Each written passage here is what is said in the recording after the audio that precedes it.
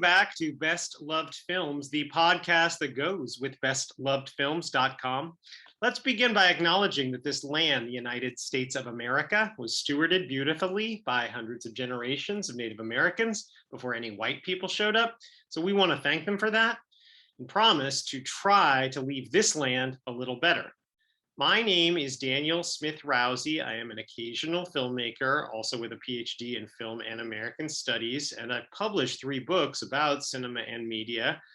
Today, I'd like to welcome to the podcast a filmmaker who is making a documentary about K.W. Lee, the first Asian immigrant reporter to work for a mainstream newspaper in the continental United States.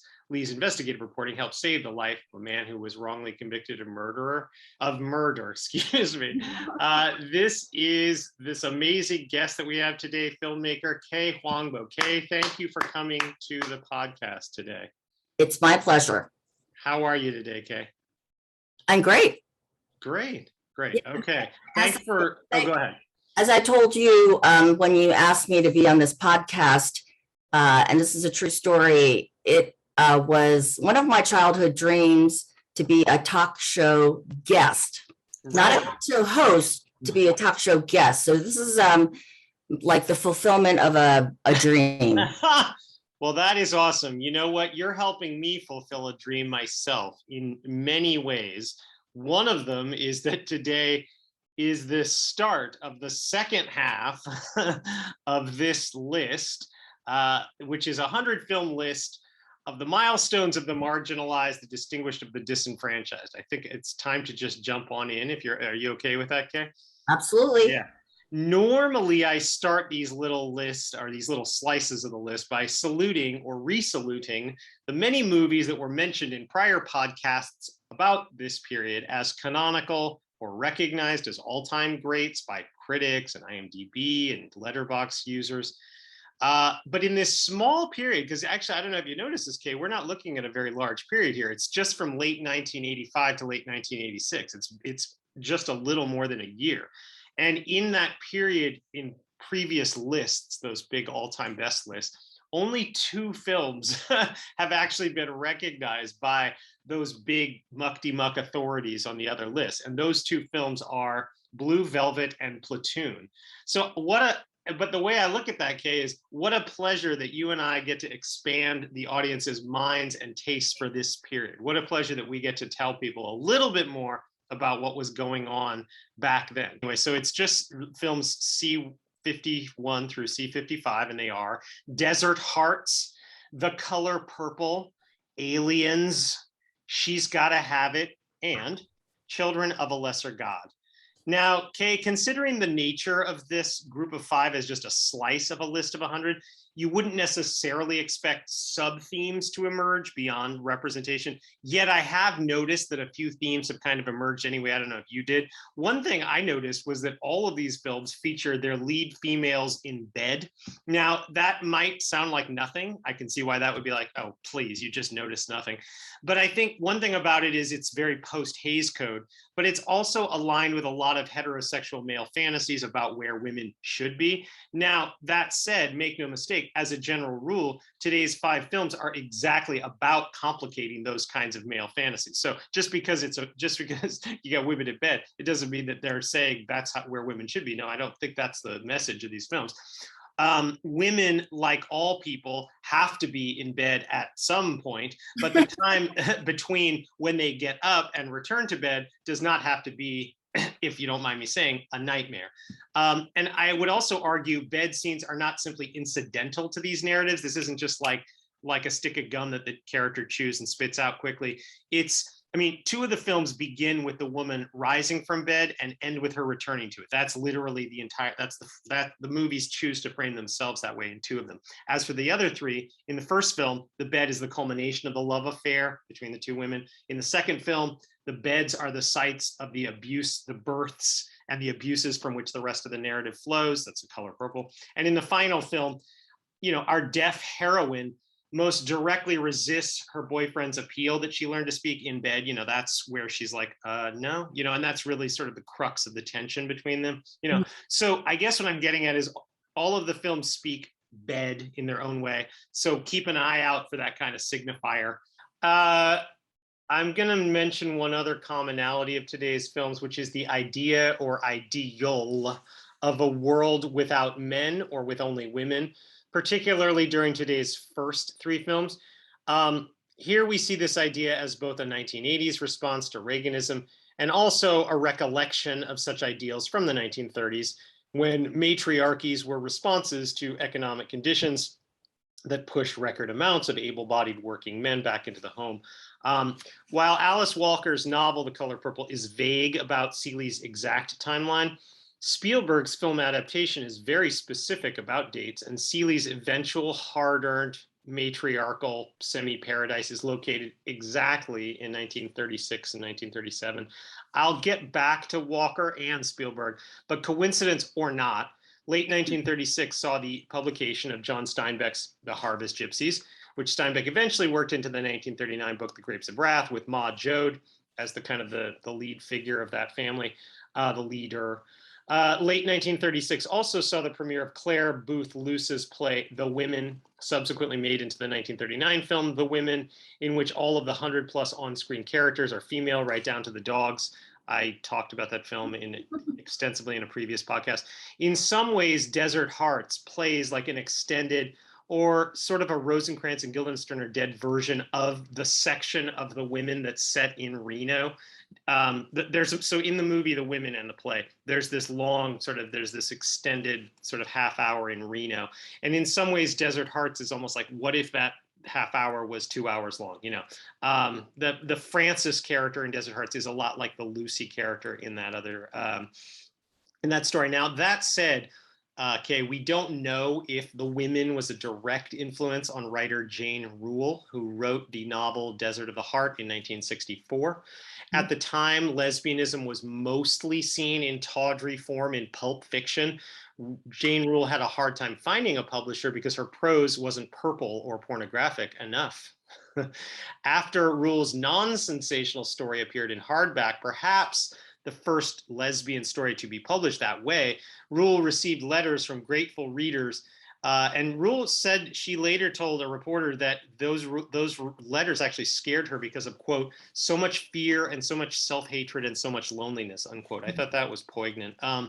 Rule's rationale for writing Desert of the Heart was directly related to Donna Deitch's desire to adapt Rule's book and direct it into Desert Hearts. Basically, the lack of cinematic stories of women in relationships with each other without a love triangle or a suicide, as one person would later tell the AFI. When I don't know if it's Deitch or Deitch, when Deitch approached Jane Rule for the rights back in 1979, she told Rule that she loved the period and the place, and the fact that her book wasn't set within the women's rights community or within Greenwich Village, like she liked that it was way off somewhere else, like in a totally rural part of America. Jane Rule claimed she had turned down other studios, but she sold Deitch the rights based on Deitch's enthusiasm and track record. Donna Deitch had won a few awards as a documentary filmmaker, much like yourself, Kay, when she began looking for funding for Desert Hearts, which was a process that began in 1979 and lasted almost 5 years. That's how long these things can take, people. After securing $20,000 from a very pre-Ronald Reagan National Endowment for the Arts, Deitch hit the road soliciting investors who were mostly gay, feminist, and or rich, later saying, quote, and now I'm quoting the director, Donna Deitch, she said, quote, in San Francisco, I sold it as politics. In New York, as art. In LA, I convinced them it would be a box office hit, unquote. I like that. Deitch sent regular newsletters on the project's progress and eventually sold her house to cover costs. By early 1984, Deitch had finally finagled a 7-figure budget for the film. Deitch wound up casting actors who were willing to work for scale. Only later did Deitch learn that her actors were told this film would ruin their careers. Deitch hired Patricia Cooper as screenwriter and Cammie Taylor as her co-producer. And that meant, Kay, and I think this is actually kind of one of the big reasons, if you want to know why this is on the C list, that began when cameras began rolling on this film, Desert Hearts, unlike on the 1939 film, The Women, which was directed by George Cukor, the 5 or 6 most important people on just about every day of filming, and that's the director, the screenwriter, the producer, and the 2 or 3 main performers, they were all female. And the writer of the source material was also female. So if you think about it, the top 5, 6, whatever people, authority figures on the set were women. And probably that wasn't true of any film that had been made up until 1985. I mean, that's something. And that's, if for nothing else, we should step back and go, great that happened at all, you know? Oh, that's amazing. Desert Hearts, it should be said, it was barely made though, you know, like I just said that this is that this is not a combination that we had normally had, and we barely had it this time because they didn't have much money. It was a shoestring budget. Filming took place for a month in and around Reno in August 1984 with very little room for error.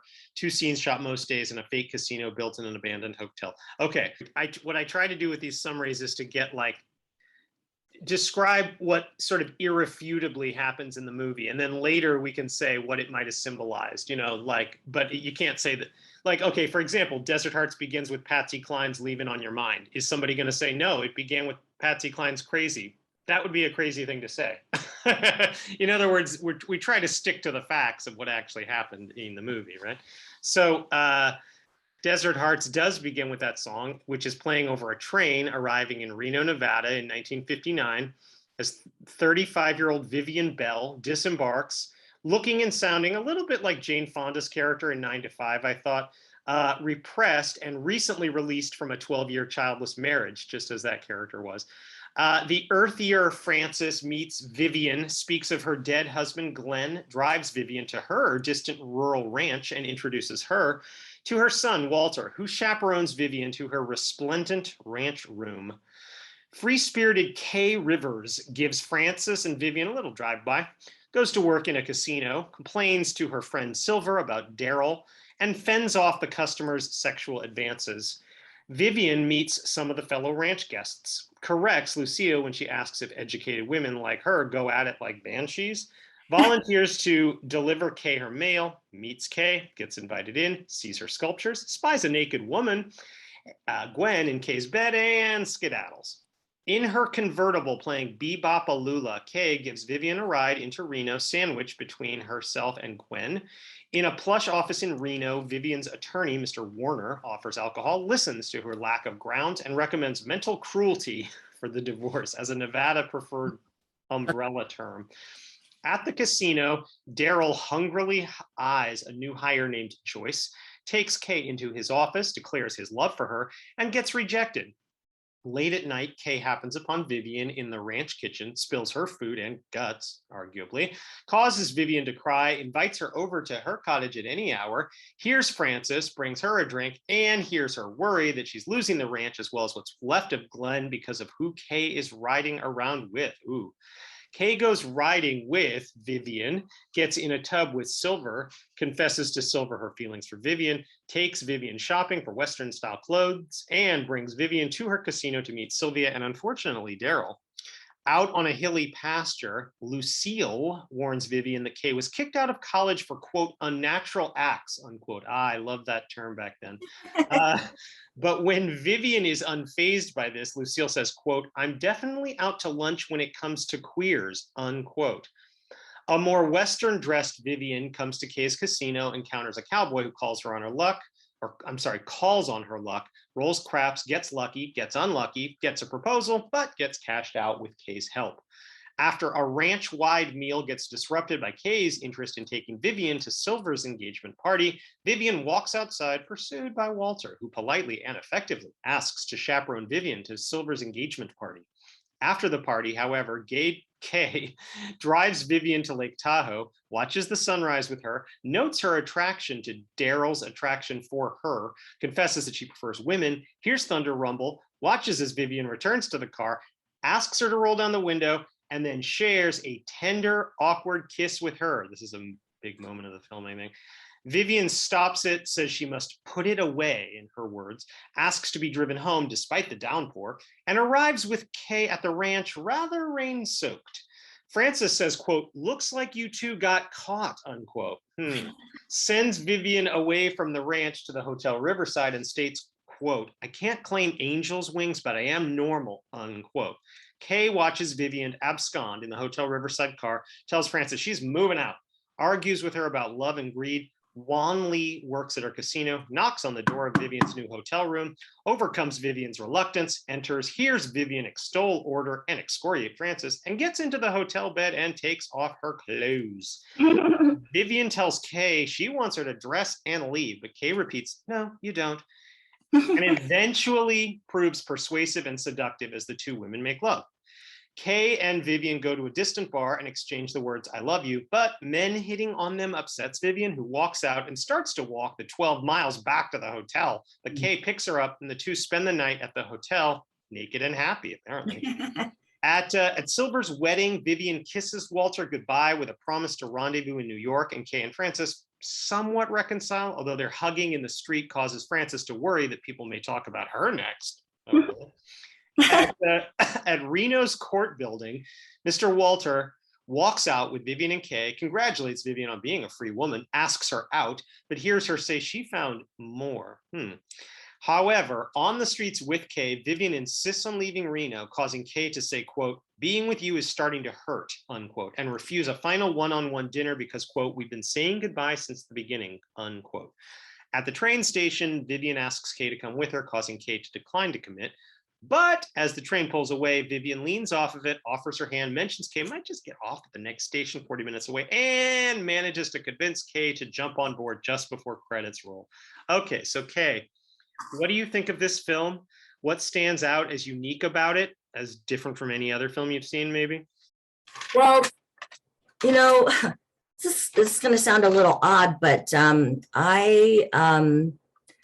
I was surprised when Vivian and Kay ended up having sex the first time in Vivian's hotel. I mean, I think, well, yeah, I guess I feel like the first half of the film didn't really, kind of foreshadow what was going to happen. Okay. Or I was just kind of in a fog or something. But when they jumped into bed together, that surprised me. But I liked it because it was like, wow, this film is like getting, interesting, like very interesting. Because maybe I thought that Vivian was just going to be uptight the whole time. Yeah. And then the film surprised me again when,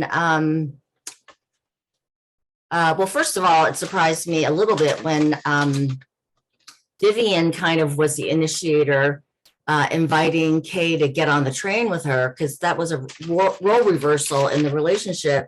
And then I was surprised that Kay got on the train and that it kind of, the writer and the filmmakers indicate that they may end up together. And so that surprised me too, for some reason. I thought that they were going to not be able to be together because, that kind of, the lesbian relationship was so taboo at that time.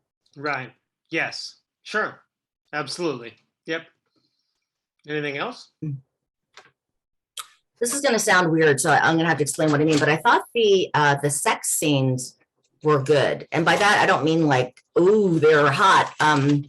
Although they were, but it was just kind of,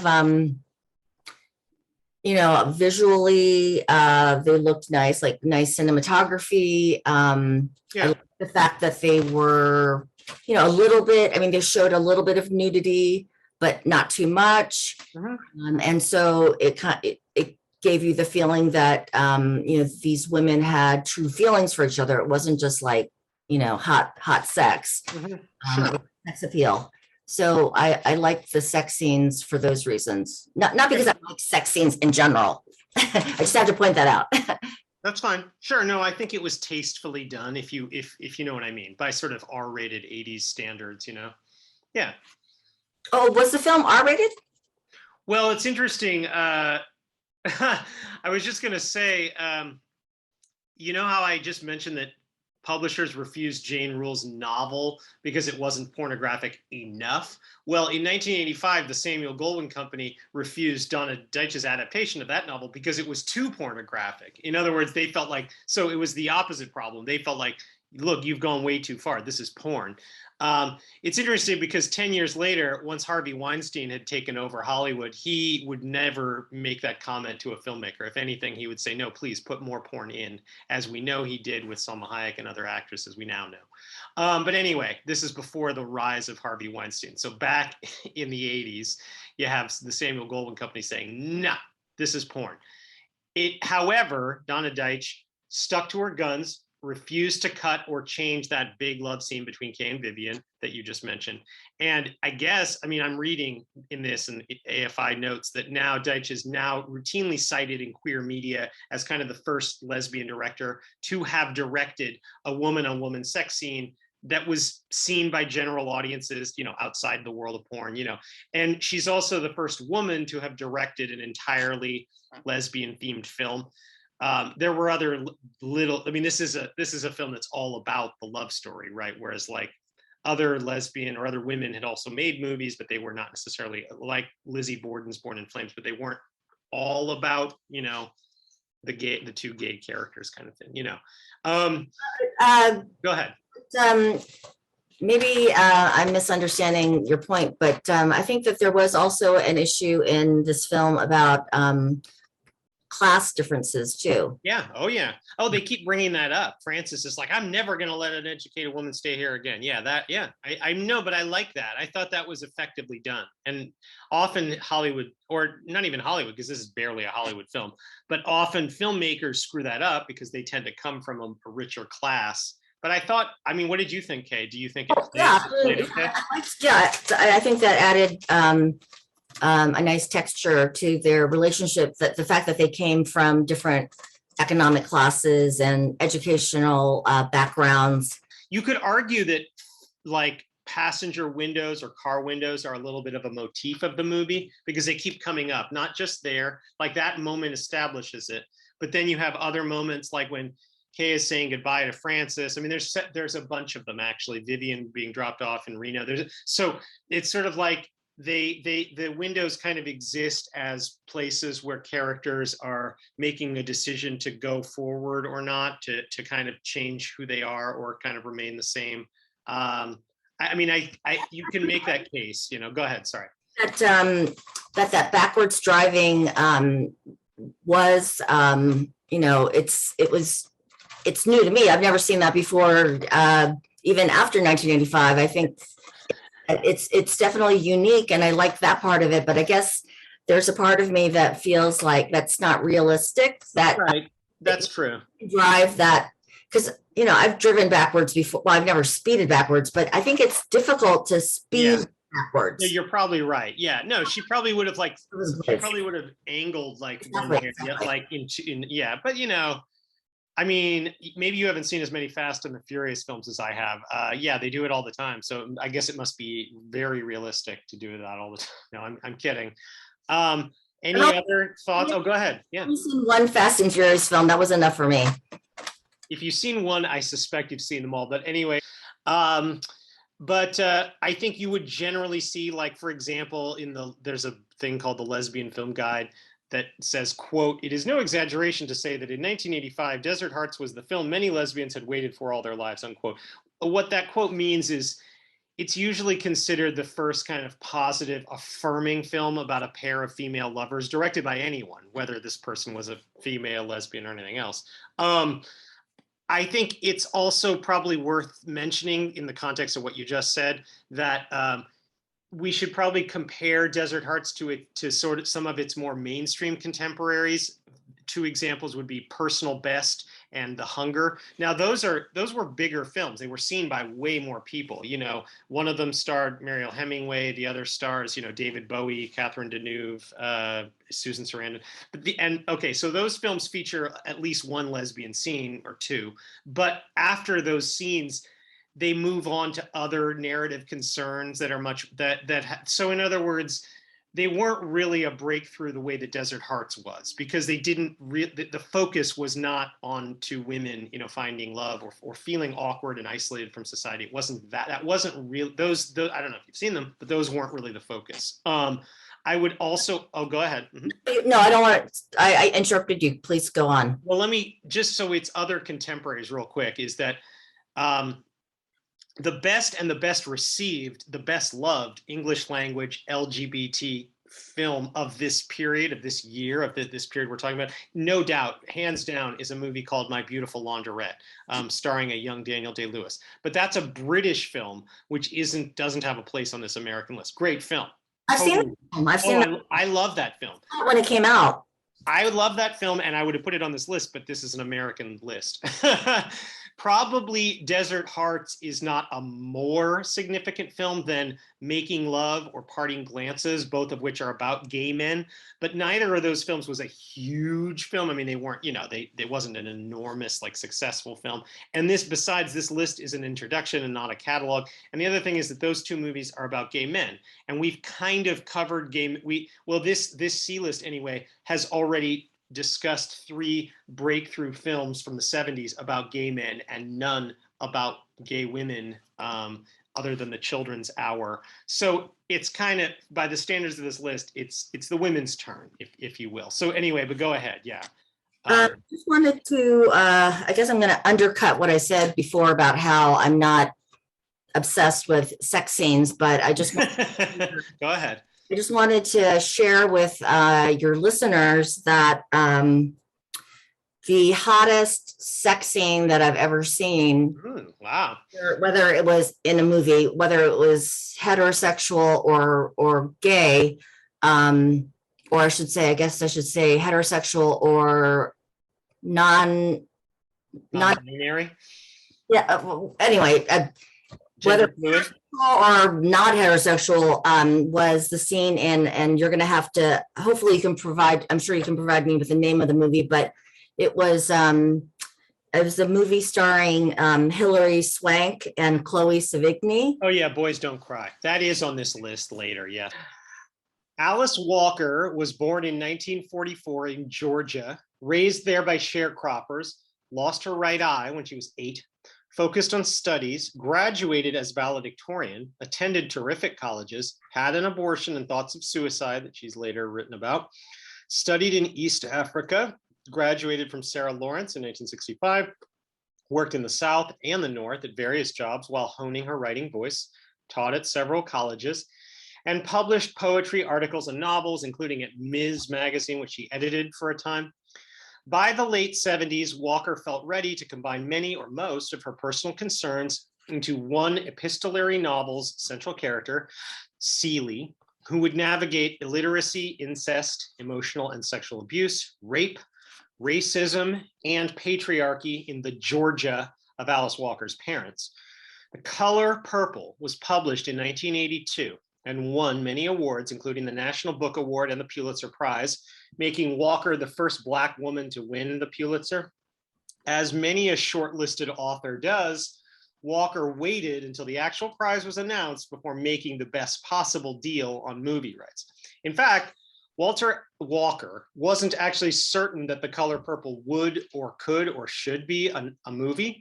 Nothing like the novel's first 5 pages had happened in any Hollywood film, and Walker was well aware of Hollywood's track record on female and Black characters and was somewhat skeptical. After Walker received overtures from several studios, she consulted with her friends, who eventually advised her to work within the system. However, Walker did what little she could to change that system by insisting that after the cast, at least 50% of the production team would be Black and or female and or, quote, people of the third world, unquote. My students, Kay, often stumble on that phrase, or they say, what, the third world? Why are you so racist, professor, to say that? I mean, they don't exactly phrase it that way, but I sometimes have to explain that by the mid 80s, this phrase still had positive connotations, the same ones that it had in 1971 when Melvin Van Peebles used it to describe his crew on Sweet Sweetback as all third world, all it meant was people from marginalized countries, you know. Of the African-American producers or descended from them. Okay, so of the producers that kind of met that description, who were open to enforcing Walker's arrangement about this, you know, production crew, Walker was most intrigued by music mogul Quincy Jones, who by mid-1983, by the time of the Pulitzer announcements, was becoming known as the man who produced the highest-selling album of that year and of all time, Thriller. Jones had been scoring films for 2 decades. Listeners will remember his film composer debut, The Pawnbroker, but he was as eager about Walker's book as he was to become a first-time film producer. Alice Walker was impressed, both with Jones' industry contacts and their initial contracts. Quincy was happy to agree to almost all of Walker's conditions, including her writing the script and her veto power over the cast and the production details. However, Walker stopped short when Jones suggested as director Steven Spielberg, whom Walker knew as a director of popcorn blockbusters. For at least a day, Alice Walker worried that Jones was more interested in name acclaim than appropriateness. Was Jones also going to try to get Michael Jackson to write songs for the film just because he was like the biggest name that he knew, you know? While Jones arranged for Walker to see E.T. the Extraterrestrial, that's Jones felt like, what, Alice, why don't you watch this? Meanwhile, Jones also had separate conversations with Steven Spielberg, who had his own misgivings about the project. He asked Quincy Jones if a Black director might be a little bit more appropriate than himself, you know. Jones convinced Spielberg that he was the perfect director for the material. And one way he said this was that few other directors could have asked audiences to accept those unprecedented first 10 minutes as written. I mean, we're going to get into what happens in the first 10 minutes, but it's very similar to the book. And yes, nothing like that had ever been in any Hollywood produced film, maybe a porn, but certainly nothing. And so, okay, so first Jones told Spielberg, look, you're the perfect director for the material. Second, he said, this material is perfect for you because you, Steven, are trying, as I know, trying to pivot into non-popcorn pictures, and you want to show what you can do, you know, for a drama, right? So at the same time, Walker watched and loved E.T., but she felt like Spielberg would probably be too expensive, was her feedback to Quincy Jones. Well, Spielberg read her book twice and offered to work for scale, basically just almost nothing. And based on the rest of Walker's contract, was basically going to work for her and Quincy. I mean, pretty much doing whatever they said. That's kind of remarkable. I mean, at any, you know, for, you know, that would be a remarkable chapter in Hollywood history by any measure. One of the things that Walker loved about E.T. was that it didn't have or need stars. Spielberg's name was enough draw for moviegoers and crucially talent. Alice Walker felt strongly that the film should consist of unknowns because stars would distract or detract from a story about rising from obscurity. Eventually, Walker agreed to Danny Glover as the one modestly known name that Spielberg and the studio preferred. His name would be first in the credits, partly because in auditions, Glover added this kind of vulnerability to the Mr. character that arguably even improved upon the book. After Walker saw a stand-up routine of unknown comic Whoopi Goldberg, Alice pushed her two co-collaborators, Steven and Quincy, to cast Whoopi as Celie, but the men still required an audition. So Goldberg came up with this routine of E.T. being arrested for drug possession. I know, Kay, I wish I had that audition tape. I'd love to watch that. Well, go ahead. It might be up there on the internet somewhere. It might be. I looked. I didn't find it, but yeah, wouldn't that be great? Shug Avery may or may not have been based on Margaret Avery, the one who was cast as Shug Avery. I hope that's true, but Walker won't say that it is.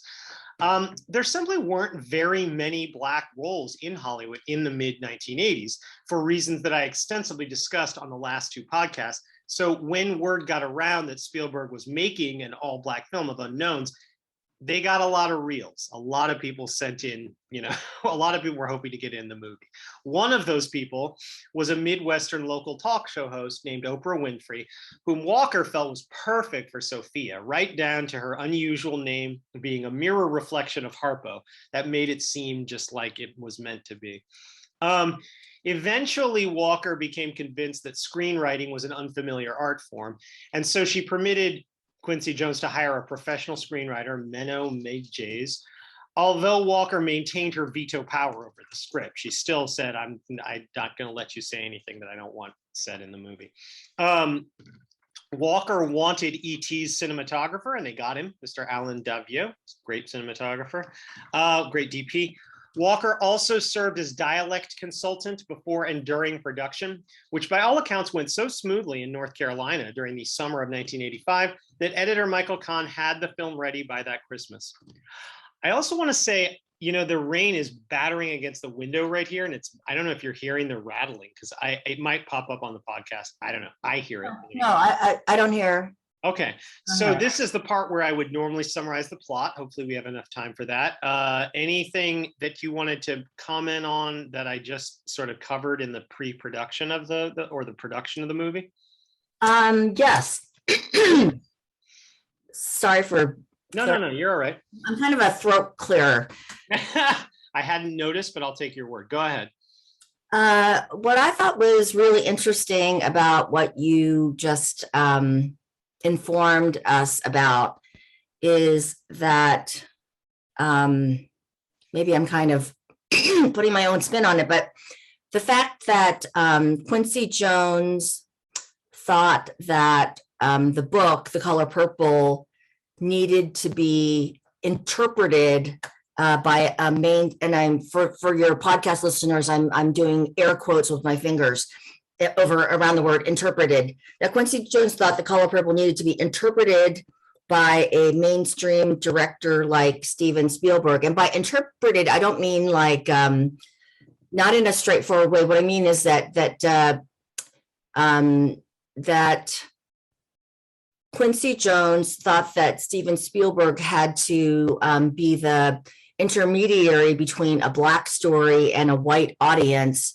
And so that Quincy Jones thought that The Color Purple needed to be presented by a white director in order for the white audience to get the story, because I think Quincy Jones thought that it was just such a Black story that that white audiences wouldn't get it. And also, I'm assuming, maybe I'm wrong, but I'm assuming that Quincy Jones also wanted the film to be commercially successful, and then also kind of send out a positive message, or not a positive message about African Americans, but more just sort of like a for that time, a kind of a progressive, in the sense of like kind of presenting an African American story in a way, and then to kind of get that story out to as many mainstream people as possible.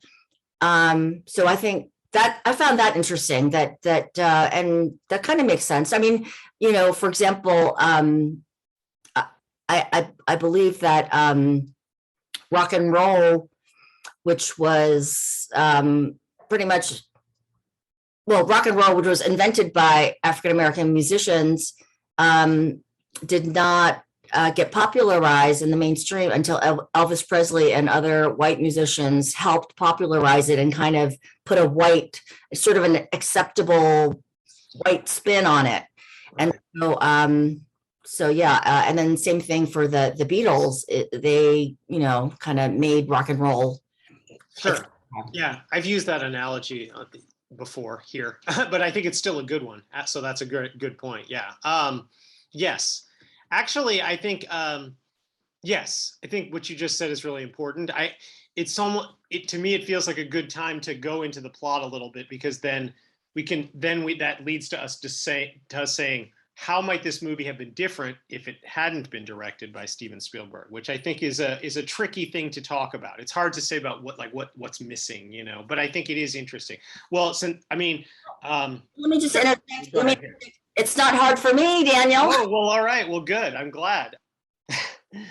The Color Purple begins with the pastoral splendor of purple flowers in a high grass pasture as young teen sisters Celie and Nettie frolic and play hand clap games singing Maki Dada, You and Me Us Never Part.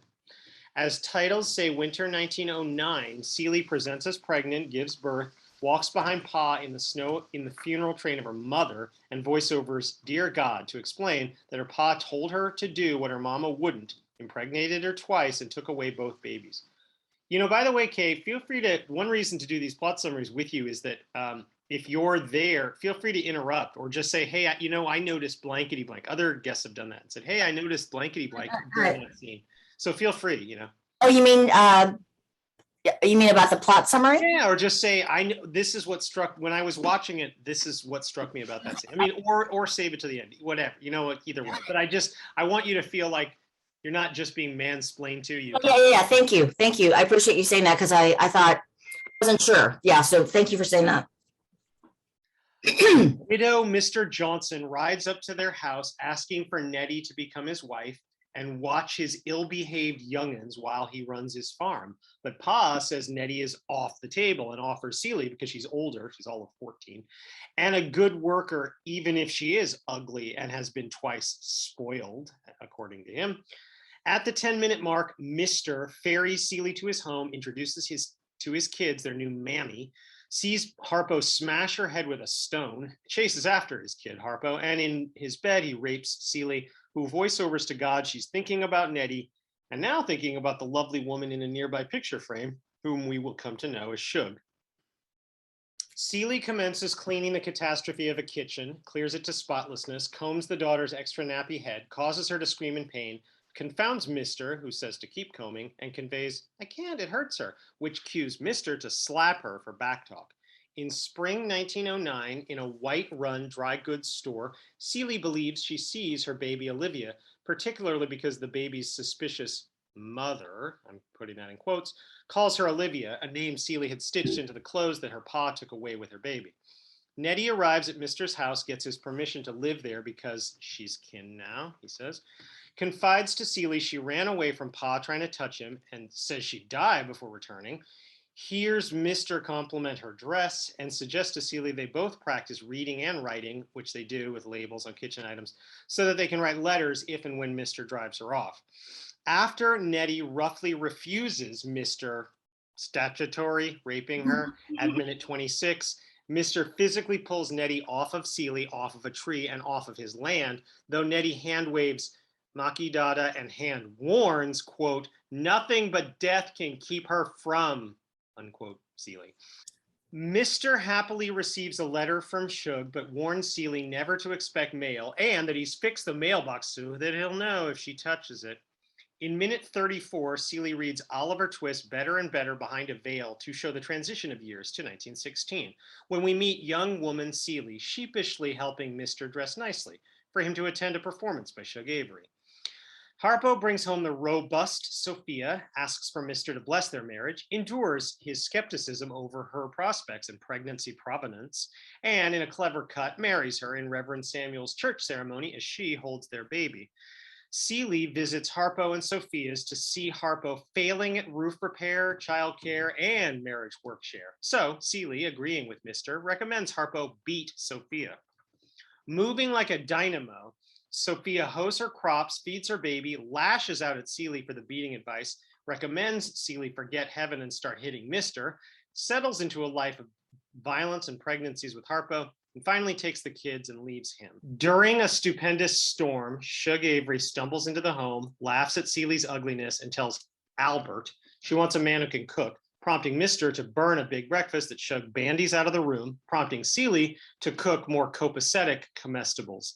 Mr.'s daddy shows up, shares the porch with his son, and shit-talks Shug as a juke joint Jezebel, those are his words, nudging Celie to voice over that people don't like people to be too proud or too free. Now it's 1922, as titles say.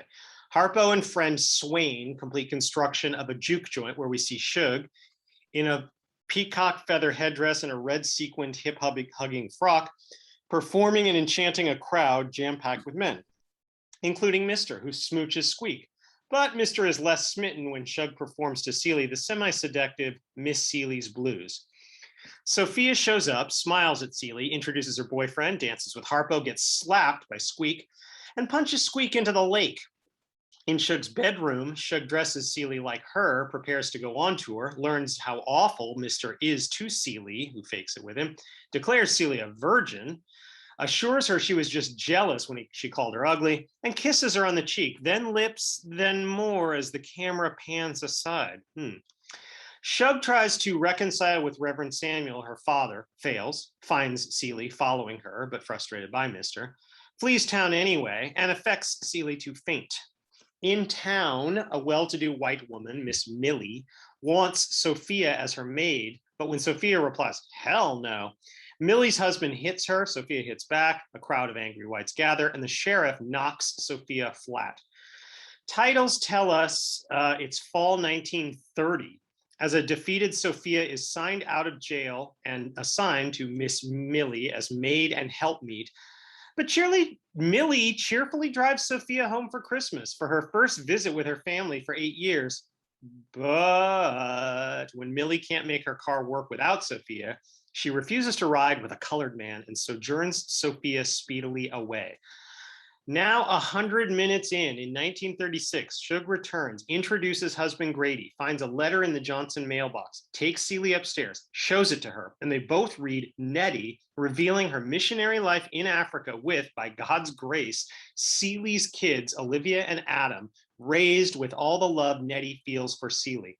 While Grady and Mr. jaunt to the juke joint, Shug and Seely search and excavate Mr.'s hidden cachet of Nettie's decades of letters. Seely reads Nettie describe many, many aspects of Africa, including the military's road builders destroying their church and Olivia's African pal being kept from school because, as Olivia astutely notes, the Alinka tribe treats girls as American whites treat blacks who want to go to school. In artful African beat-backed cross-cutting, Olivia and Adam's genital mutilation ceremony is seen alongside Seely almost killing Mr. with a razor that Shug just barely holds back. You know, that's another one where maybe, I mean, it may not have been genital mutilation. There was something going on in Africa. I was like, what the hell did I miss? I had no idea that. It may not be genital mutilation. It's certainly something involving blades and kids. I'm not, okay. Yeah. But, you know, I think we're meant to think it's something pretty severe. At dinner, after Shug quietly tells Mr. she and Grady are leaving for Memphis with Seely, Seely finally unloads on Mr. for everything, and Mr. responds, quote, "You're black, you're poor, you're ugly, you're a woman, you're nothing at all," unquote. As Squeak and Seely board Shug's car, Seely's curse hand stays Mr.'s beating one, and as the car goes, she hands him, quote, this quote, "I'm poor, I'm black, I may even be ugly, but dear God, I'm here," unquote. A title card tells us 1937, as everything else tells us that in little more than a year, Mr.'s life has fallen apart, other than Harpo and Sophia joint dredging the long-shunned juke joint. Seely comes to her pa's funeral, voiceovers Nettie's reveal that Pa wasn't actually their father, and soon reveals that her real father left her a huge house that she moves into. Wow. Seely begins a pants sewing business that results in Sophia wearing pants. I like the symbolism of that. As Seely tells Harpo, quote, "One size fits all," unquote. I also like the symbolism of that. In a high grass field, Shug tells Seely that God doesn't want us to pass by the color purple in a pasture because everything wants to be loved. At the revived juke joint, Shug sings Miss Seely's blues. Here's the nearby church gospel singers, leads her juke jointers into her father's church. And father and daughter hug and reconcile as two different 1930s musical traditions mash up in the song "God is Trying to Tell You Something." In the film's final scene, for which the phrase "for handkerchief" was made, at least I think, Seely steps slowly onto her porch, staggers by Shug and the others, squints in disbelief, screams, "Nettie!" steps to her, embraces her, meets her African-robed children, and hand claps Makidata sororally. That's the opposite of fraternally. Sororally as the sun sets. Kay, what do you think of this film? What stands out as unique about it? I'm just writing a point that I wanted to No, make. you're good. There's lots of, I mean, this is a rich text, and we're not going to cover all of it right now because that would take us hours. 1 second. I guess this is not acceptable behavior for a talk show because people aren't supposed to say, "Wait a second," while I think.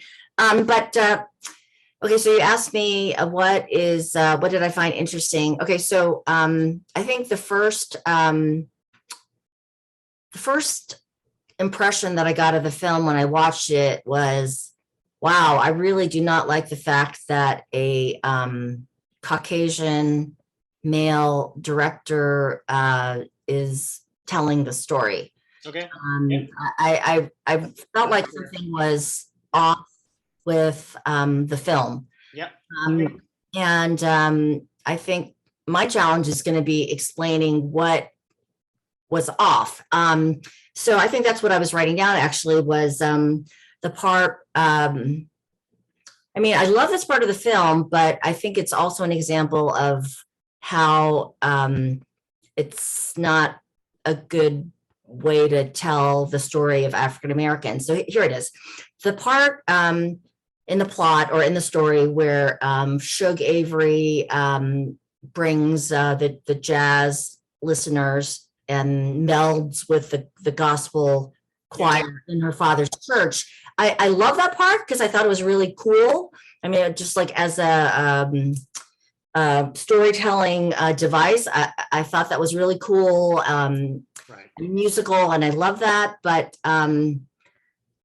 yeah, I think that that kind of made the film seem more like magical realism and realism. And I think that's one of my strong objections about the way that Steven Spielberg tells the story is that it's just not, it's glossy. I mean, it's like a really, as you noted, there's just really ugly parts to it. Like in the first 10 minutes that Celia has been raped by her father and had 2 children by him. I mean, it's just a really, it's a really gritty story, but it to me, this story in Steven Spielberg's hands, it's Disneyfied. I see. Sure. Yep. It just does not. And to me, it calls for a more realistic style. I get you. Okay. That's reasonable. Yeah. I think I totally hear you.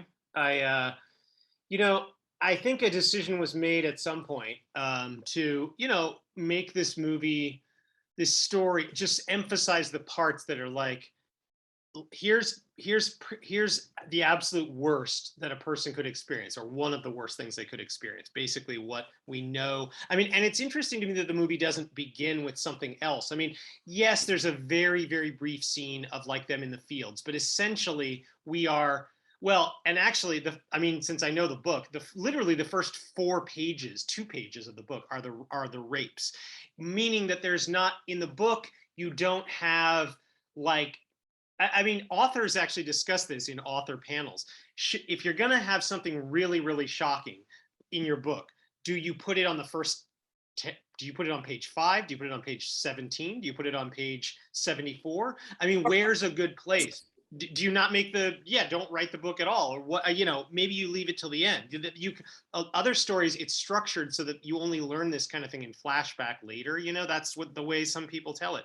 I think Alice Walker did make a good choice, in my opinion, to start there and say, okay, look, if you don't like this and you want to put the book down, that's fine. This is only for the people who are ready to talk about this, and then go from there to a place of relative, and then eventually, 300 pages later, get to a place of hope, that's hard earned.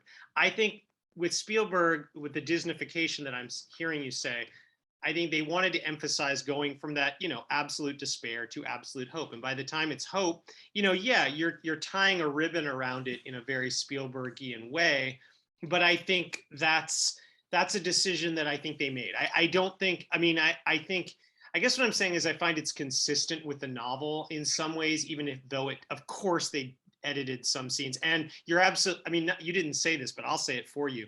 That God is trying to tell you something mashup that we saw with the gospel singers and the juke joint, it doesn't happen that way in the book, you know. But I think you're misunderstanding what I meant by Disneyfication. Yeah, go ahead. Disneyfication, I was talking more about the look of the film. Oh yeah. And how yeah, looks like E.T.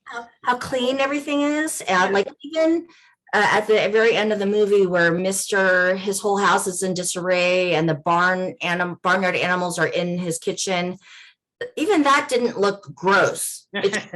Yeah, no, you're right. So and then the field of the purple flowers was like, there was no like flowers that were kind of withered. They were all like perfect.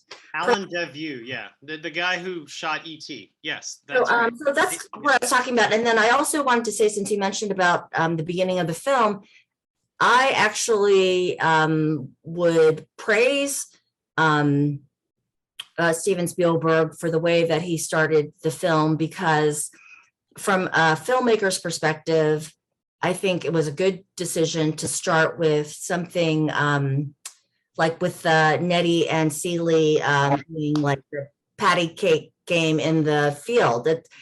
Yeah, I think it would be kind of an odd choice to get into a film as opposed to a book with a rape and like something super dark. But with a book, I think that's a good decision that Alice Walker made to like get really dark and shocking right away. But in a film, I don't think that generally works. Yeah. What are some other reasons that I don't know, that Spielberg isn't a good director, or whatever? They could have chosen a better director or a different director. Are there other reasons? To me, when we're talking about period films, there's two kinds of period films. There's the kind that show the horse shit on the roads, and then there's a kind that don't. And I guess I'm just repeating myself, but the Color Purple, Steven Spielberg's Color Purple, is definitely the period film where the horse dung is not shown on the streets. Sure. That's fair. Yeah, no, that's a good point. Right. I'm glad that you said that. But much more significant than that, because it's not just the lack of gritty realism. It's just I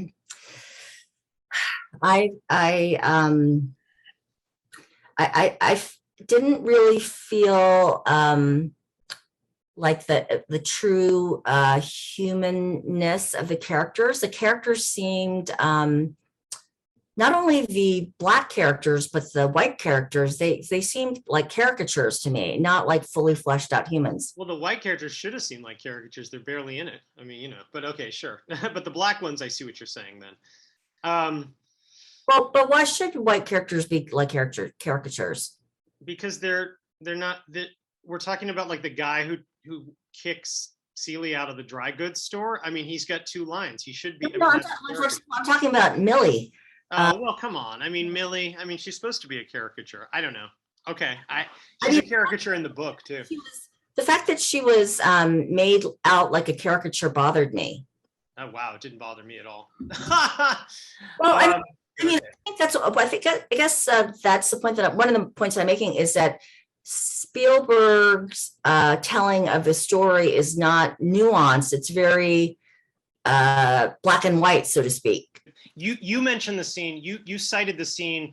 I call it the name I have for the scene you cited is God is trying to tell you something. The reason I call it that is that's the name of the song that the gospel singers are singing. God is trying to tell you something. So would that scene, for example, have been different if a Black director had directed it, or would we have seen more horse shit on the streets, or I'm looking for something specific. Wait, I guess all right, let me just answer your question rather than asking you to clarify something.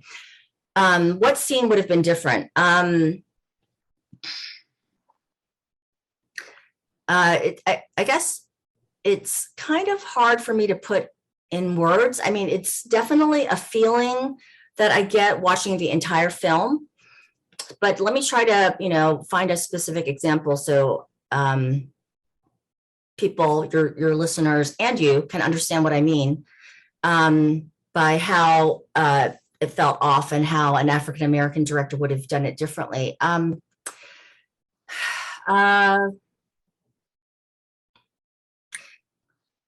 think the central point is that the characters did not, both Black and white, did not seem fully fleshed out and seen in their human complexity. Okay. And that caricaturization,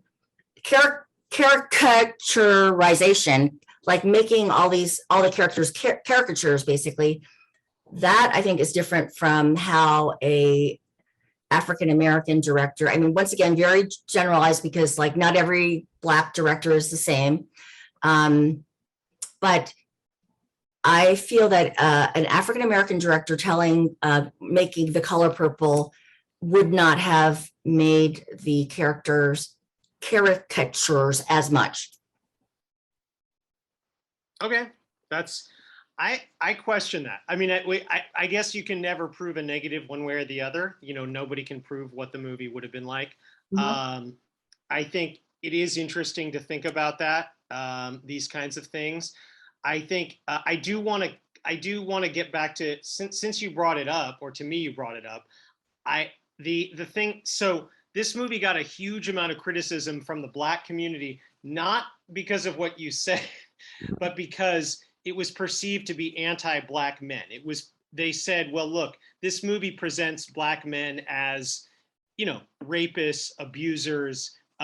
We don't have good Black men in this movie. That's a big problem. Now, I don't hear you exactly saying that, but that was a huge criticism of the movie. Well, I don't know if you agree with that criticism or not. Maybe I should ask you before I even respond to that criticism.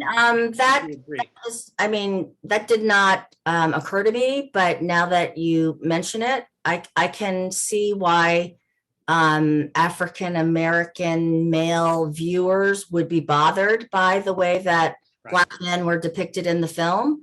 Right. But I mean, to me, it seems completely understandable that would be Black men's reaction to the film, and the fact that it's different from mine because I'm an Asian woman.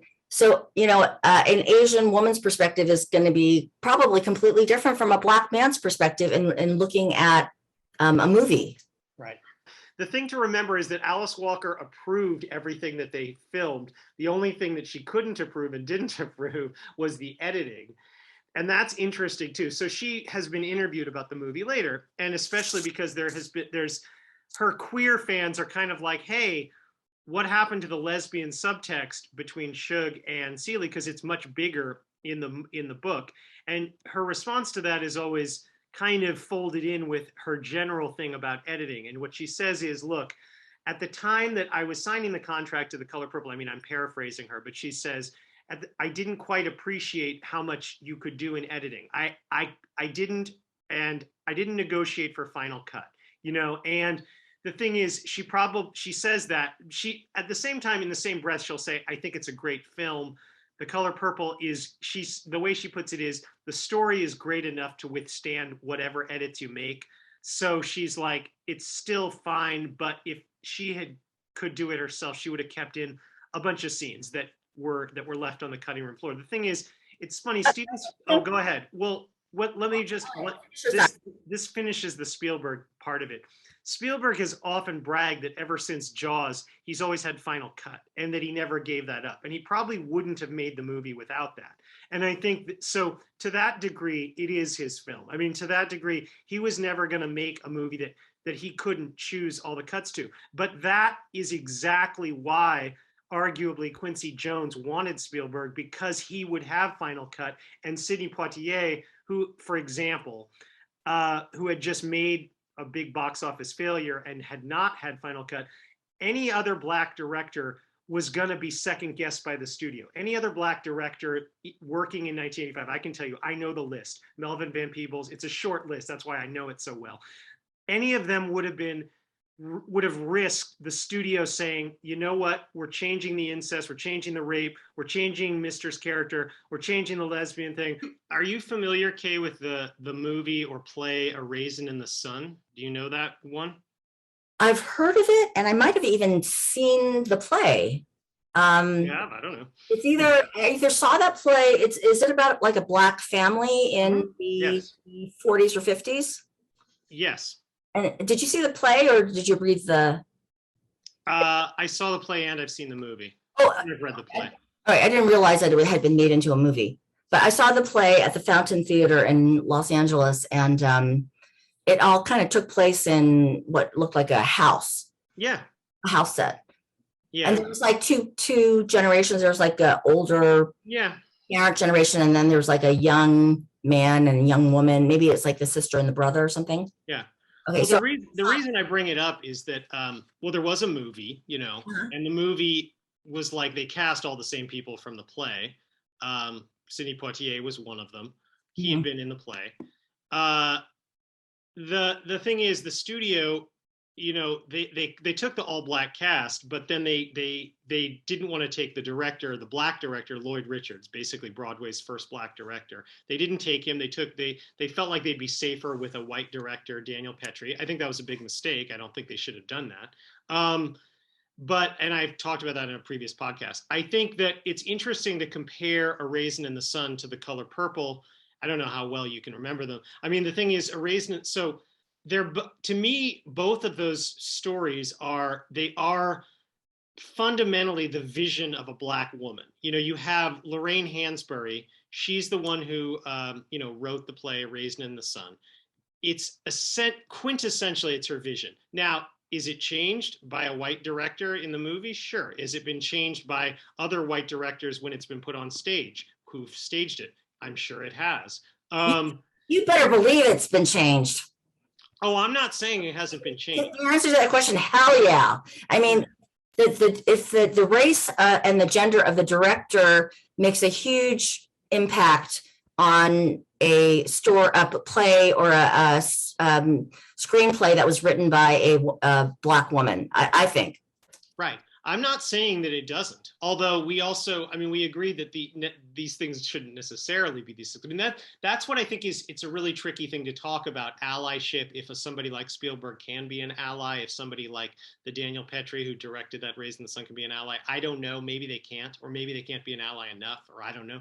Or maybe they need to stay in their sandbox. So Spielberg should only direct Yentl. Well, you know what? I feel like I need to once again walk back a little bit of what I said, because I think sometimes I'll get carried away and kind of like make very broad statements.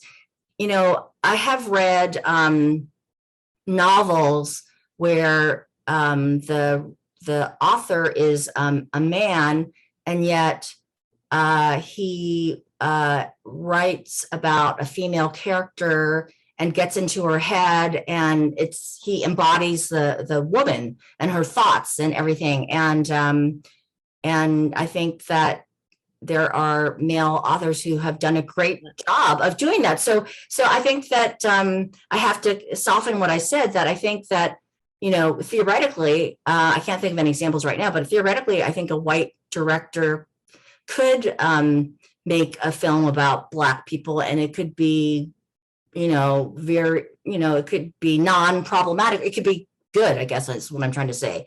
And it wouldn't be like hinky or off kilter. I think that that's theoretically very possible. I'm not saying that like a white director cannot tell a Black story. But I'm hearing you say that Spielberg didn't. Another white director could have done Color Purple justice, but Spielberg didn't. Is that exactly correct? I'm saying in this specific example, this movie is off for me. Right. I find that fascinating.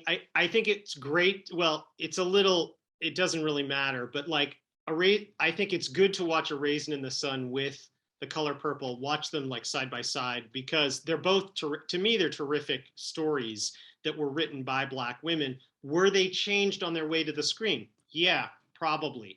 Not just probably. I mean, you can name things. That's the difference between you and me, Danielle. You're kind of saying, yeah, they were changed. Were they changed a lot? Sure, yeah. I'm saying they were changed a lot. Right. Not that they Right. Although, well, yeah, and some of those changes were, I don't know, I mean, at least some of the changes, like in the case of Spielberg with the Mr. character, are actually, whatever. They're softening the blow, if anything. I mean, they're being maybe nicer than Alice Walker was. I mean, I don't know. So I guess I think these things are fascinating. What would be great about Raised in the Sun is it's a contemporary piece, or it was when it was written. So I think that issue you mentioned of period of white people saying, oh, here's something that happened years ago. Raised in the Sun isn't that. Raised in the Sun is like up to the minute. So that is kind of interesting. But I'm glad you mentioned the thing about whether let's like you volunteered the example of a white male, or maybe you didn't say white, you said a male author getting into it, like telling a female story in a way that proves him to be an ally. I'll say, is it okay for me to? No, I wouldn't use that. Not ally. Okay, what did he prove? What did the white author prove? Did the No, the male author prove that he could embody a woman's psyche and her psychology in a way that felt very authentic. Okay, well, that's great. I should probably use that to segue into the next thing. The novel certainly makes clearer the queerer love between Shug and Celie. Spielberg has taken personal responsibility for that, although he claims he worried that had he presented more than a kiss, the movie wouldn't have kept its PG-13 rating, which is fascinating to me because the implication is that censors are fine with a father raping his 12-year-old girl as long as it happens off screen. Anyway, The Color Purple was a big hit. It was the highest earning all black film for a while. Famously, The Color Purple was nominated for 11 Oscars, Best Picture among them, and lost all 11, tying a record of ignominy set by The Turning Point from 1977. In retrospect, I think you should read that. We should all read that as a kind of a half full, half empty glass sort of thing. The half empty version goes, the Academy doesn't like black people for whatever reason, or hates a white director for taking on a black story. Maybe they're kind of agreeing, or maybe not hates, but maybe like yourself, they feel uncomfortable with him doing it. They didn't nominate him for Best Director. Maybe that's part of it. The half full version goes that if nominations count as garlands, then The Color Purple remains the Academy's most garlanded all black film, still to this day. Certainly those nominations probably helped the careers of Whoopi Goldberg and Oprah Winfrey, who, like the film more generally, if nothing else, proved a certain level of possibility for other women and persons of color. If them, then the next thing. Now that's not to say that everything's perfect, but once you've got Whoopi and Oprah big, then the next woman of color can be like, okay, I can be Whoopi, but better, or I can be Oprah, but better. I mean, that can we agree that says to me about the Academy and about the film not winning most or all of its nominations? None. 0 for 11. Yes. What that says to me is that the Academy wanted to send a message that, hey, we're on board with this whole, let's tell Black people's stories thing, but really at its core, the Academy really didn't like the movie. You may be right. I'm letting you, you know what? I'm giving you the last word on that one. Thank you. Well, the one of Steven Spielberg's truisms that became the most famous in the 1980s was, quote, if you can tell me a good story in 25 words or less, it's probably going to make a pretty good movie, unquote. So following Spielberg logic, let me try to summarize Hollywood's 1980s in 25 words or less. Quote, white male-focused myth-making blockbusters aimed at teenage boys produced sci-fi wonders, attitude-heavy comic hijinks, heady horror flicks, and testosterone-fueled action rides, unquote. That was 25 words exactly. Thank you. On the last point, many books have been written, none more authoritative than Susan Jeffords' Hard Bodies, Hollywood Masculinity in the Reagan Era. Jeffords begins with Spielberg's Indiana Jones and takes us through the greatest hits of the men who would, in the following decade, found Planet Hollywood. Arnold Schwarzenegger, Sylvester Stallone, Bruce Willis. This is the 1980s that everybody, including your grandma, probably already knows. But what people don't always know or choose to forget is that the decade's leading ink slinger of gunslingers was, even at the time, trying to twist up that testosterone-y typecasting. So I'm talking about James Cameron, and this Terminator script was very hot in Hollywood at the time. So it was read by David Giler and Walter Hill, the people who owned basically the rights to Aliens. So, but they didn't want Cameron for that. They thought they were working on this other thing, this sort of Spartacus in space movie. So they brought Cameron in just to meet with him because they thought maybe he could help write it or whatever, the Spartacus in space movie. Cameron had no interest in that movie. They did not. He met them, but he didn't like. They didn't see eye to eye on it. But then, since he was in the meeting, he said, "Hey, I have this other script for a sequel to Alien," and they were like, "Okay, well, we'll look at it." They didn't. They were skeptical. But eventually, Cameron convinced them that the best way to honor Ridley Scott's original vision would be to leave Alien as it was and go in a completely different, more feminist direction. Soon, Giler was even quoting Cameron in his pitch to others when he said, quote, "The first one was the haunted house. This would be the roller coaster," unquote. I can only imagine, Kay, how, I mean, because here's a relatively untested guy, but he in the pitch he demonstrated a lot of filmmaking knowledge from Piranha 2 and other things he'd worked on. He was also very savvy with old sci-fi books like Starship Troopers, and he mentioned that in old sci-fi books that women had much better roles than anything you'd seen, that anyone had seen on screen before. He was like, I don't know why there haven't been more feminist sci-fi movies, or female-led, he probably said, female-led sci-fi movies, because there sure were a lot of books in the 50s and 60s, and they like that. There was another thing he said in that pitch. He said this whole idea, and this is a later line in the movie that Sigourney Weaver says. She says, "Let's nuke it from space just to be sure." That was sort of inspired by Vietnam, by the experience of that whatever. So the script's many references to Vietnam gave another idea to David Giler, who had done some uncredited rewrites on 1982's First Blood, which introduced the traumatized Vietnam vet John Rambo. So Giler mentioned Cameron's name to the people working on that sequel. And so in October 1983, according to Cameron, quote, "I wound up getting 2 phone calls the same morning," unquote, to write 2 sequels, one to First Blood and one to Alien. He took both jobs and he cranked out both scripts. The sequel to First Blood, which the name was Rambo First Blood Part 2, and also what he was now calling Aliens. But then while he finished those, Arnold Schwarzenegger finished making the Conan the Destroyer, and so they were back. Terminator, the way that Cameron wanted to make it, was back on. The thing is, there still wasn't quite a deal to make Aliens. 20th Century Fox, it was now early 84. 20th Century Fox could have chosen not to make the sequel to Alien at all. They could have insisted on Ridley Scott as a director, who later asked why he wasn't asked to make the sequel to his movie Alien. Fox might have insisted on a different director who was more seasoned or immediately available. Instead, Walter Hill and David Giler apparently persuaded Fox that Cameron would be worth waiting for. And if they weren't sure, they could just watch The Terminator when it came out that fall, that like 8 months later. So Fox said, fine, okay, because they didn't necessarily want to make the Alien the sequel that badly. So sure enough, The Terminator was so good when it came out in like September, October of 84. It was so good, it was so successful that Cameron was now fielding offers from all over town, with people now warning him, don't try to even follow up a beloved film like Alien. You'll only ruin the reputation you just got from Terminator. However, Cameron was so deep into the process that he didn't want to stop. He wanted to make that film. The thing is, by the time now Fox is serious in negotiations, but Cameron at that point learns that no one has yet approached Sigourney Weaver, even though Cameron's script was based entirely around her. By then, Ghostbusters had become a huge hit, and that gave Weaver very little reason to desire or return to science fiction, although she was willing to listen to Cameron, especially when he explained that he couldn't and wouldn't make the film without her and without her name above the title, a distinction that Weaver had not yet enjoyed, and one that gave her considerable salary leverage with Fox. For their part, Fox felt that they could cast another actress, or they could make Ripley's role less important, or whatever. These were all notions that Cameron felt to be so ridiculous that he and Gale Anne Hurd walked away from the project. Eventually, Cameron's hardball paid off, although Weaver insisted on veto power over her own lines, which worked out because she and Cameron generally agreed on most of what she would say.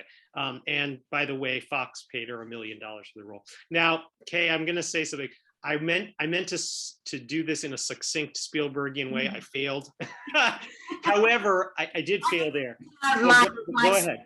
My slow turtle pace is infecting you. But what I didn't fail at was I succeeded in framing why I think Aliens is sort of an interesting twist on the sort of the stereotype of the decade. So I think not everybody knows that James Cameron wrote both The Terminator and Rambo First Blood Part 2. He didn't direct the second one, right? But not everybody knows that, right? So I didn't know that he had written First Blood. Yeah, right. I didn't. Yeah, but it's there. There it is in the credits. Therefore, but so when you think about it, therefore, Cameron is arguably responsible for sort of the top two Titanic testosterone-based icons of the decade, right? I mean, if you think testosterone 80s, you're kind of gonna think of the Terminator and Rambo, I'm gonna guess, right? And yet, the thing is, Cameron was a little bit more complicated than that resume would suggest. Yes, Cameron absolutely loved playing with military hardware, but he also loved warrior women like his now wife and writing producing partner Gale Ann Hurd. So here it is. Reagan is reelected. Rambo comes out, becomes an instant cultural touchstone. Political cartoons all over newspapers, maybe some of the ones you worked on, Kay, are routinely, in the political cartoons, males are routinely holding like barstool sized machine guns, to prove how manly they are, Now, given the opportunity with Aliens, all of a sudden, Cameron is happy to cast two flamethrower bearing badass babes, in his own. I mean, this is his response. Now, I'm not saying this is the only possible response to creating the Terminator and Rambo, but by the way, he didn't create Rambo. That had happened, but maybe he made the script. If you've seen First Blood, the Rambo script is much more, let's kill a bunch of people. Sylvester Stallone is much more of a beefcake. It's a change anyway. So, okay, my point being that Cameron himself wanted to update this kind of thing to women. I'm wondering whether we're giving James Cameron too much credit for making Ripley the protagonist of Aliens, the 1986 Aliens, because doesn't it just make story sense to make the protagonist the last survivor of the first film? I'm so happy to hear you say that, because that's what Cameron and Gale Ann Hurd kept saying back to Fox when Fox was telling them that the opposite of what you just said. Fox felt that you didn't need Ripley, or that another actress could play Ripley. These were all negotiation points because they didn't want to pay Sigourney Weaver $1 million, or they could have paid Weaver less, but Weaver was smart. She was good. I would have done, if I were Weaver, I would have held out for $1 million too, because they needed her. And, the thing, I mean, you're right. You're right that it makes sense to have Ripley. I totally get that. What I'm saying is Fox didn't think so, and I agree with you, and I agree with James Cameron and his wife Gale Ann Hurd that you needed Ripley. I think Weaver is a special talent. I think that's part of it. If it hadn't been Weaver, and by the way, she was basically an unknown when Alien was cast. I mean, they were kind of taking a chance on her, but that's the thing. It worked out.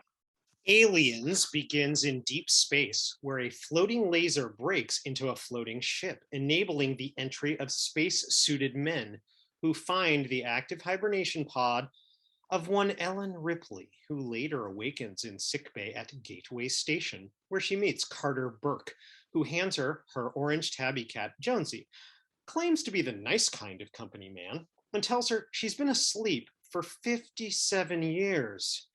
Ripley feels something in her stomach, convulses, smashes things, tells the doctors to kill her, sees something fist-sized pushing out of her belly, wakes up, realizes it was a dream, and tells a drug-offering nurse that she's slept enough.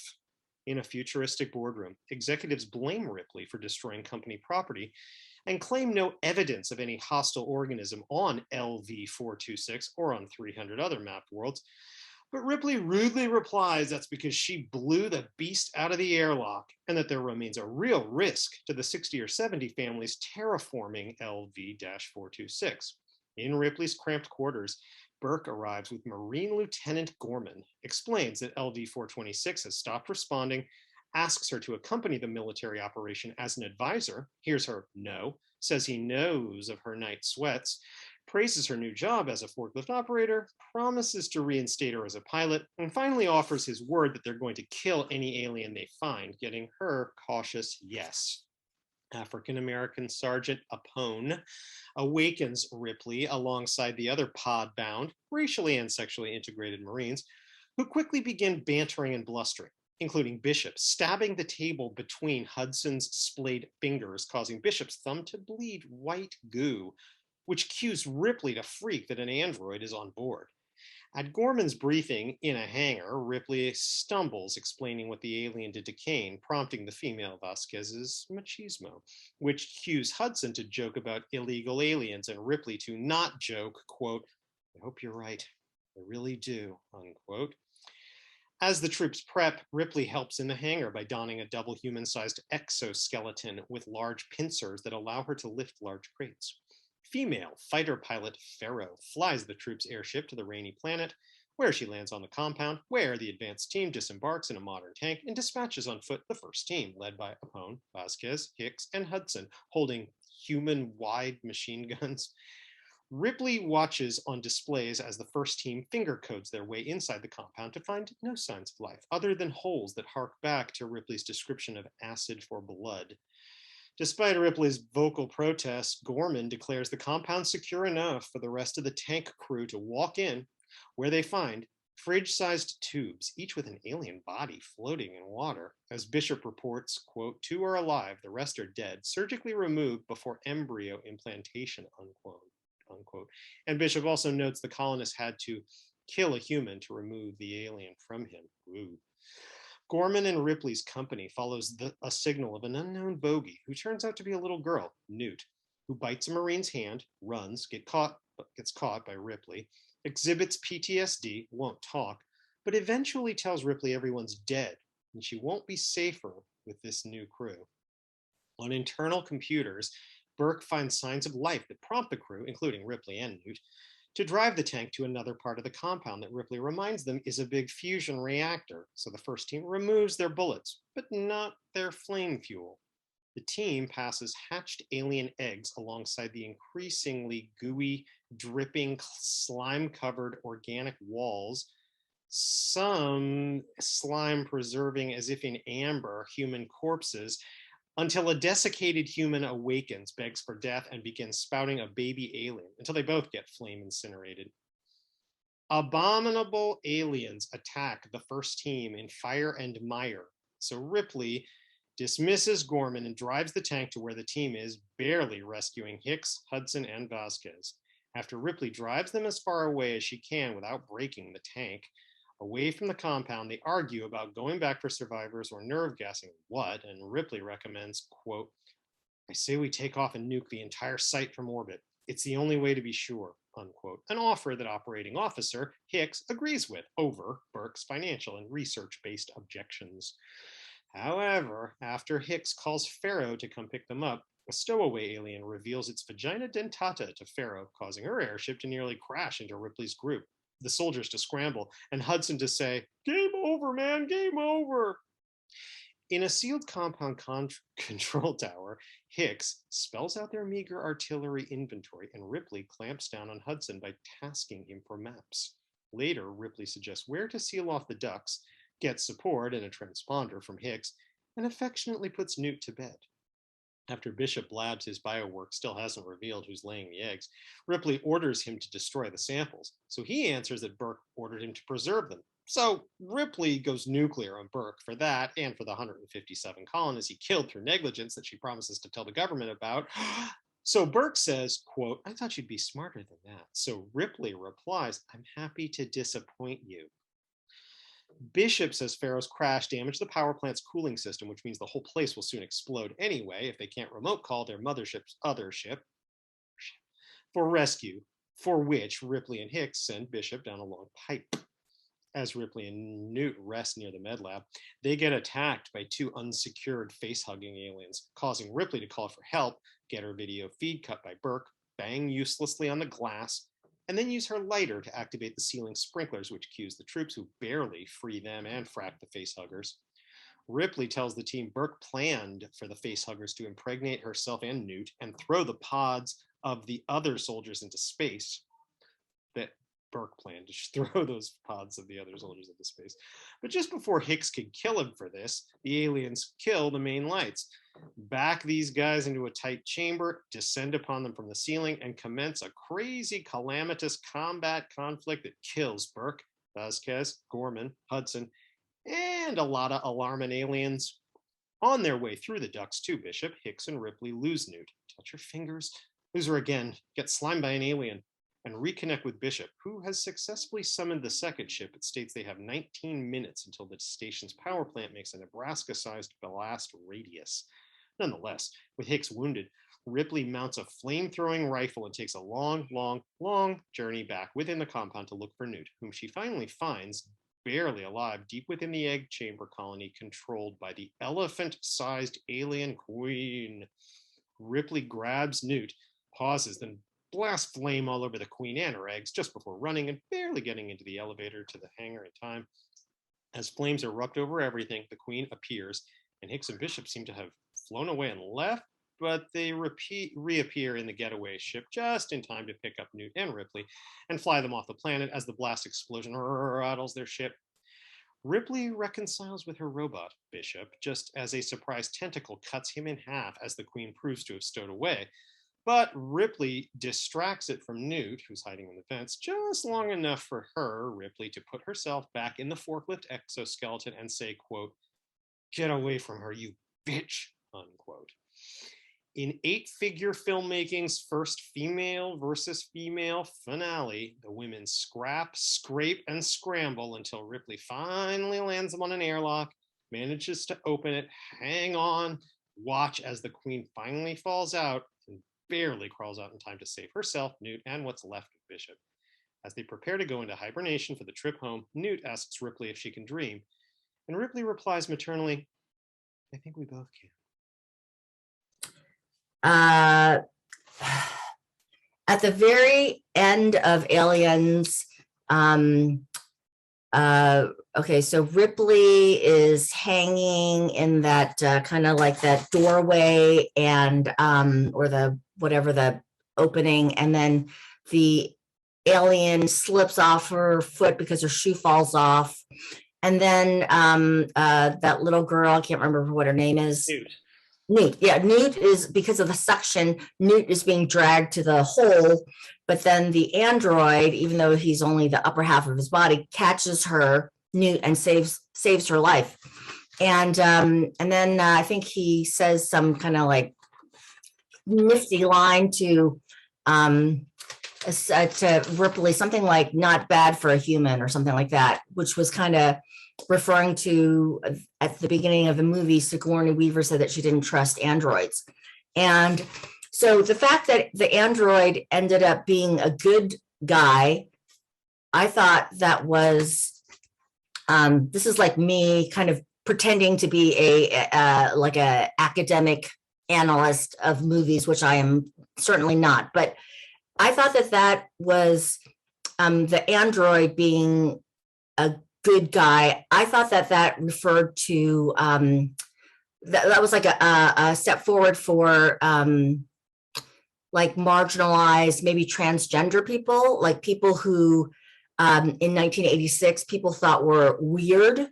Anything that people thought was weird or unnatural or whatever, I think that kind of was a blow in their favor. Okay, well, I hadn't seen it that way, but that's nice. I mean, I like that you said that. I figured you'd like that. I figured you'd either like that or say, well, like, 100 film professors have already said that. I didn't think of that. But robots. Let me ask you another question. Let's get into aliens, or let me ask some questions about aliens, if that's okay. Oh yeah. Did you notice Jeanette Goldstein's brown-faced performance as Vasquez? Yes, I did. Right. Now, what did you think of that? What did you think of her performance? What do you think of her being in the movie that way? Maybe she is, if they didn't put makeup on her, then maybe she is Latina, but she just No, she's not. She's talked about this. She's gone to enough conventions where this has come Oh, up. This isn't like a mystery. I'm sorry. not making some big reveal. She's a Jewish white person. Okay. But I'm saying, Kay, even if they hadn't put brown on her, there'd still be an issue. If I think that it's a mixed message, the existence of the Vasquez character, because on the one hand, it's not great to have a white Jewish woman in brownface and playing a Latina. But on the other hand, Vasquez is kind of a great character for what she is. I think she's a very kick-ass. I mean, I kind of like her, with her barstool sized flamethrower kicking ass. I like the Los Angeles Times said that she was a huge upgrade over the other second most important woman in Alien, the 1979 film played by Veronica Cartwright, who, I don't know if you're going to remember this, that woman, who's a white blonde woman, but that's actually beside the point, spends that movie, Alien, shrieking, crying, screaming, being kind of a hysterical woman, if you will, whereas Vasquez, by contrast, is obviously not that. Whatever else she is, she's not going, oh no, it's an alien, somebody get it away from me. She's not that. We were talking about caricatures in The Color Purple, and I think that Vasquez is a little, in the creation of the filmmakers, she's a little bit heavy-handed.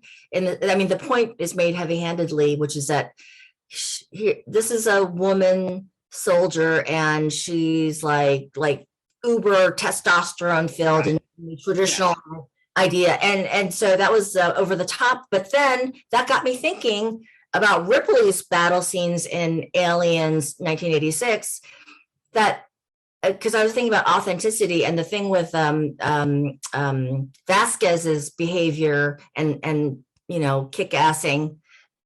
kicking of asses, that didn't feel authentic to me. And then that led me to realize that I didn't feel that, this is kind of sad, but I didn't feel that Ripley kicking ass, maybe I did. I think it was authentic until the very end when she put on that loading gear exoskeleton thing.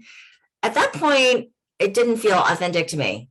I didn't really feel like I don't know, it just kind of, it jumped the shark for me. It became sort of more I don't know, it didn't feel realistic at all. I know that the whole movie is science fiction, but it just didn't, it just went too far. It didn't feel real.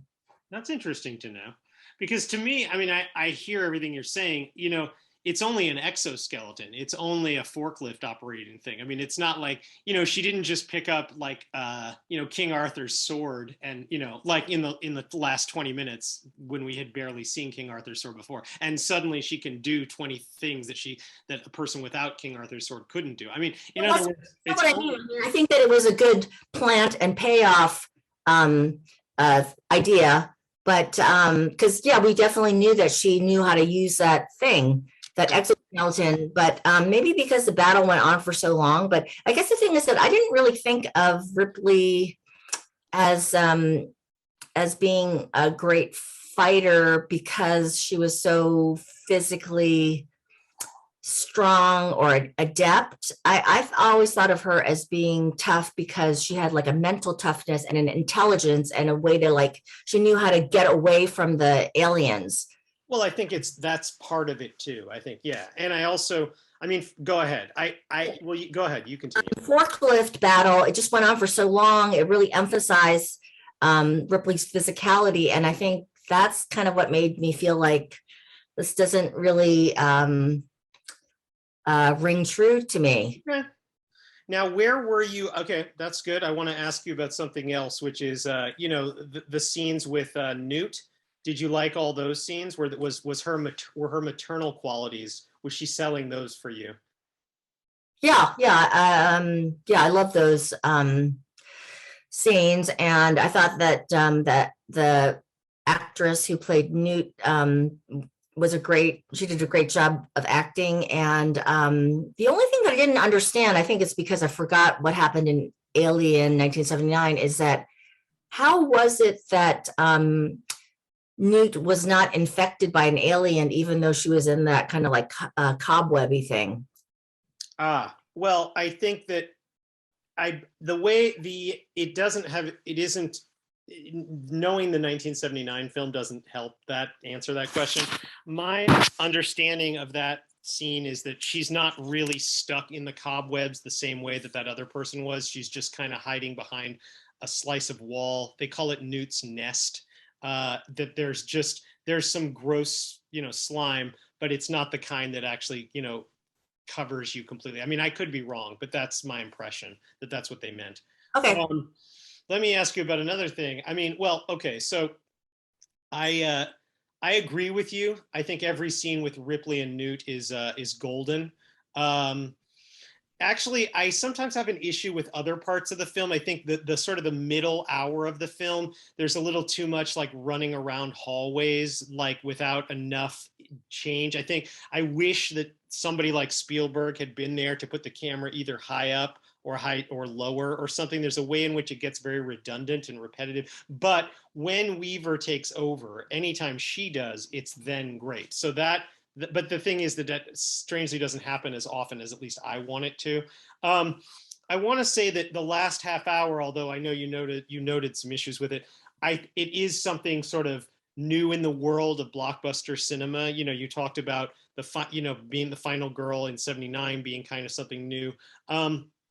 What was new about this was that she was, I mean, on this budget, she was both this mother figure and this death bringer. We had not had that. We had never had a mother figure death bringer on this same level. And so that there was something kind of primal and sublime and kind of interesting about it. And as you say, or maybe tell me if I'm putting words in your mouth, but she was not, she wasn't she wasn't overtly like sexy, feminine Lara Crofty, but she also wasn't like heavy masculine. I mean, there was a way in which Multi-dimensional. What's that? That's why I found Ripley feminine or traditionally feminine, because she was maternal, but then she had this really badass side too. And I think that we had never really, right. It's like nice kind of complexity and a multi-dimensionality. And that really was something that had not existed, certainly on this budget level or even at a medium budget level. Critics called her Rambette or Fembo. Weaver called herself Rambolina. Interesting to me, you've got this flamethrower packing woman fighting for one fellow female by fighting off another female. So I want to tie that back to this theme that I brought up earlier of a world with only women or at least minimal men. I think Desert Hearts and The Color Purple hint at that world in various ways. But as you pointed out, Kay, well, you pointed this out about The Color Purple, you certainly did. Those movies are set in the past. Aliens is certainly set in the future. Mm-hmm. It speaks to, and because it's set in the future, it can't help but speak to the dream or the nightmare for some men of a future of like lab generated sperm where men have become superfluous. I mean, we read about this in like Scientific American, how there could eventually be a world where we don't have to have men at all, Mm-hmm. Now, if Aliens is kind of a sneak preview of that world, because you've got, because of the way the finale is set up, I'm not actually sure what it says about that future. That's what I kind of want to ask you. What is it saying about that future? Now, let me say one sentence while you're thinking about that. Personally, I'm fine with the movie ending the way it does. And what I mean about that is that at the end, you don't even really know what happens to Hicks. I don't need to know what happens to Hicks. I barely need to know what happens to Bishop. All you're really learning at the very end is that Ripley and Newt are tucking themselves into bed for a few years, a restored all-female family, apparently. And I'm personally comfortable with that sort of ending. Where are you on this? Yeah. My impression, and like I said, my memory is very faulty, but my impression is that he was put in a position where I think he died. I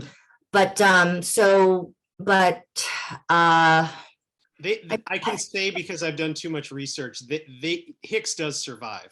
In fact, one of the reasons Cameron was angry with the sequel to Aliens was that he felt like you needed to bring back Hicks, and but anyway, like, and he left him alive for that reason. But But to yeah. answer your question, like directly, I mean, I think it's legitimate for people to like analysts, academics, critical studies folks. I don't know what to call you guys.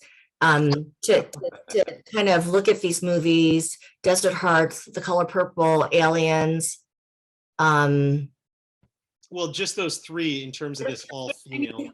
Yeah, but No, I only meant those three when it I came mean, to. I can see how some people might feel that way, but I guess for me, that's a bit of a reach. Oh, okay, that's good to know. All right, that's fine. Well, in that case, I'm going to move on to my next thing.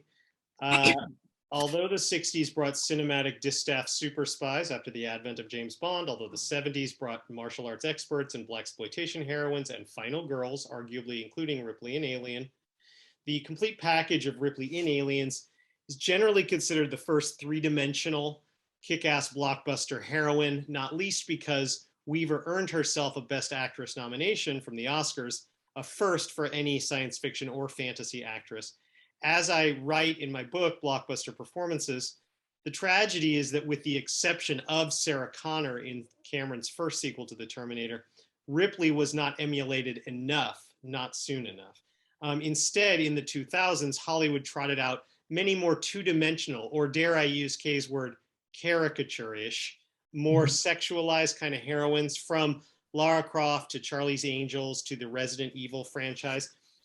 In my book, I make the case that only in 2012, with The Hunger Games, did Hollywood produce a new blockbuster heroine who was truly worthy of Ripley. Like, she kept her clothes on. She was three-dimensional. She was played by an actress with depth. She was allowed to be a three-dimensional character. She was trying to help women, like her younger sister. And that helped lead to characters like Rey in Star Wars and Wonder Woman. But the issue to me is that Weaver's Ripley had been sitting there as an example of this proactive, strong, badass babe, if we want to call her that, all along. So it's just a little sad that it took us so long to get back to Ripley. I guess that's sort of a statement I want to just make. I already provided an abbreviated biography for Shelton, or Spike, Lee when I summarized the film Do the Right Thing after the American Film Institute was smart enough to put that film on the second edition of their AFI 100, which in turn landed the film on my B list. For a rather engaging version of the story of the making of She's Gotta Have It, I recommend John Pearson's book, Spike, Mike, Slackers, and Dykes. To pare this down to its essentials, Spike Lee's senior thesis at New York University's Tisch Film School, Joe's Bed-Stuy Barbershop, We Cut Heads, which is dated 1983, won a few awards and even got screened in some unlikely places around New York City, like MoMA, to considerable praise and notoriety. Spike Lee managed to make a deal with Larry Fishburne, post-Cotton Club and pre-Color Purple, to play a bike messenger. But after Lee told everyone he knew that his next film would be Messenger, financing hit the skids. Spike Lee would later say that the lesson he took was to commit himself to a script he could actually make, so he circled back to an idea he had about a cosmopolitan Black woman who owns her promiscuity. Lee worked with his Spelman classmate Tracy Willard to create a questionnaire they would circulate amongst 35 Black women on everything from preferred eyes to penis size. Spike Lee convinced the New York State Council of the Arts to transfer its $18,000 grant for Messenger to this new film idea. She's Gotta Have It. But the American Film Institute refused to make the same deal with their $20,000. Money got tight. Although the AFI writes that Lee cast himself as Morris Blackman because he couldn't afford another actor, the truth is that most of the actors were working for next to nothing anyway, and Spike was already thinking about how putting himself in his movies might eventually give him more control over his projects and his career. One really has to consider the filmmaking atmosphere of those post-Star Wars, pre-Sundance days, when Spielberg-style films had led to growth in America's mall multiplexes that led to empty screens in spring and fall seasons, meaning that there was just enough room for the right sort of Coen Brothers or Jim Jarmusch film to become a small word-of-mouth hit. On a practical level, as with Desert Hearts, An independent film had to make a strong enough statement to get politically minded donors to cough up, but also be entertaining enough to make multiplex audiences applaud. That said, if Desert Hearts was made on a shoestring, she's got to have it was made on the aglet of the shoestring. Nothing was insured or permitted or done with union labor, which is kind of remarkable considering all of it was made in New York City, specifically Fort Greene, Brooklyn. The film was shot during summer 1985 on 16mm black and white over a 12-day period with little space or time for reshoots. That's about a third of the time they shot Desert Hearts in. Spike Lee premiered a rough cut at a special NYU event and then told the audience, quote, "I'm Spike Lee, and I hope that you like the film. I'll be calling you soon about becoming financially involved in helping us complete it," unquote. Spike struck out with members of NYU faculty, but that warm reception they gave him did help him secure finishing funds from film financiers who were more used to betting on who would become the next big thing. She's Gotta Have It begins with a title card quote from Zora Neale Hurston about men believing in ships of dreams and women remembering the rest and acting accordingly, kicking off jazzy credits of title cards alternating with photos of Black life in Brooklyn. Nola Darling rolls over in bed, tells the camera she needs to set the record straight, gets called the soulmate of another man, Jamie Overstreet, and makes love to him in their dark, candlelit bedroom. Clorinda Bradford tells the camera she and Nola had a falling out over her promiscuity, and Nola tells the camera about a lot of foolish men whom we see in cut-up, close-ups, try-and pickups. The bespectacled basketball shoe-rocking big chain baron Mars Blackman bikes into frame, busts thoughts on Nola being a freak, and ambles amiably into Nola's apartment. Opal Gilstrap, of indeterminate ethnicity, tells the camera about lesbian life, yet is more reticent when Nola privately asks her about it. Greer Childs pulls up in a sports car, calls himself the best thing that ever happened to Nola, and flashes back to himself pumping iron in Nola's place, warning her he'll leave her if she gets fat. Eating red meat, calling Jamie and Mars hoodlums, telling her he's about to appear on the cover of GQ, and making love to her in an unprecedented series of bird's eye view quick cuts of black bodies on white sheets. Sonny Darling plays piano, tells the camera how Nola couldn't focus despite the love he and his wife gave her, and Nola tells us she was lucky as an only child and looks forward to raising, quote, 5 rusty butt boys, unquote. Jamie tells Nola to click her heels and say there's no place like home, and her doing so triggers the black and white film's only color sequence of a pas de deux in front of a banner that says, "Happy birthday, Nola," a sequence that makes Nola smile. Mars calls while Nola is with Jamie, gets blown off, tells the camera Jamie is like soft ice cream in summer, causes Nola's close-up belly to quiver with laughter, causes Nola to make Mars's Nike shoe quiver with laughter, lies in bed with Nola, puts her panties on his face, and gets her to delve into his dirty, dandruffy hair. Jamie and Greer each express frustration with Nola sleeping around, with Greer sending Nola to a sex therapist, Dr. Jameson, who soon tells Nola that her most important organ is between her ears, not her legs, and says that Nola's friend is confusing a healthy sex drive with sickness and addiction. As snow falls over Brooklyn, Jamie, Greer, and Mars gather at Nola's for a Thanksgiving dinner, bicker, argue, insult each other, eat, squabble, play Scrabble, and eventually wind up with Jamie lying clothed in Nola's bed as Mars and Greer leave. Nola dreams that 3 women crash into her apartment, call her a homewrecker, and light her on fire. But when she wakes with Jamie, he tells her he's also seeing a dancer, Ava, and she can hardly complain about it. On a rooftop near the Brooklyn Bridge, Greer sunbathes with Nola, invites her to the Caribbean for 2 weeks, tells her he needs to know now, and after she says no, gives her days to think about it. Mars interrupts Jamie talking to the camera to make Mars's own complaint about Nola's non-attendance at a Knicks Celtics game, which devolves into an argument about Larry Bird's skills. Jamie defends Nola, blows off Mars, but presses Nola at her apartment and walks out when she won't commit to him. Nola kisses Opal, kicks out Opal, masturbates, calls Jamie, convinces Jamie to discard his companion and come over, whereupon Jamie either rapes Nola or has extremely rough doggy-style sex with her and quickly leaves the apartment. Nola invites over Clofield and rebonds with her over Jamie being over in both senses. Greer tells the camera that Nola saw himself, Mars, and Jamie as one organism, and when Nola officially breaks up with him under the Brooklyn Bridge, he blurts that Nola could have had it all, and he's going to find a white girl. Near the same spot, when Nola breaks up with Mars, he says, quote, please, baby, baby, baby, please, unquote. Nola tells Jamie she broke it off with the other two and wants to be with him, but celibately. He opposes. Nola tells the camera celibacy, and Jamie didn't last long because she's not a one-man woman. Who's going to control her, them or herself? Nola gets back into bed where the movie began as credits begin with the main actors holding slates and saying their real names. Aliens and She's Gotta Have It. I don't think any scholar has ever written about those two films together. They were both available in theaters, in August and September of 1986. A person could have made a double bill out of them or seen one the next night right after the other, but I don't think they've come up in scholarship together. Now, one thing that I noticed is that they both start with might have been scholarship together reason, Daniel. Just joking. No, I'm glad you said that. That's not a joke. That's a good point. So they both start with a woman, the lead female character of the film, getting out of bed. She's asleep.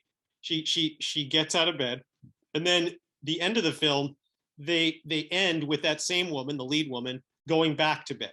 Mm-hmm. Now, it's possible that that doesn't mean anything in either movie's case. It's possible the filmmakers have no idea what they're doing. They were looking for shots. They didn't know what they wanted. Yes, those things are possible.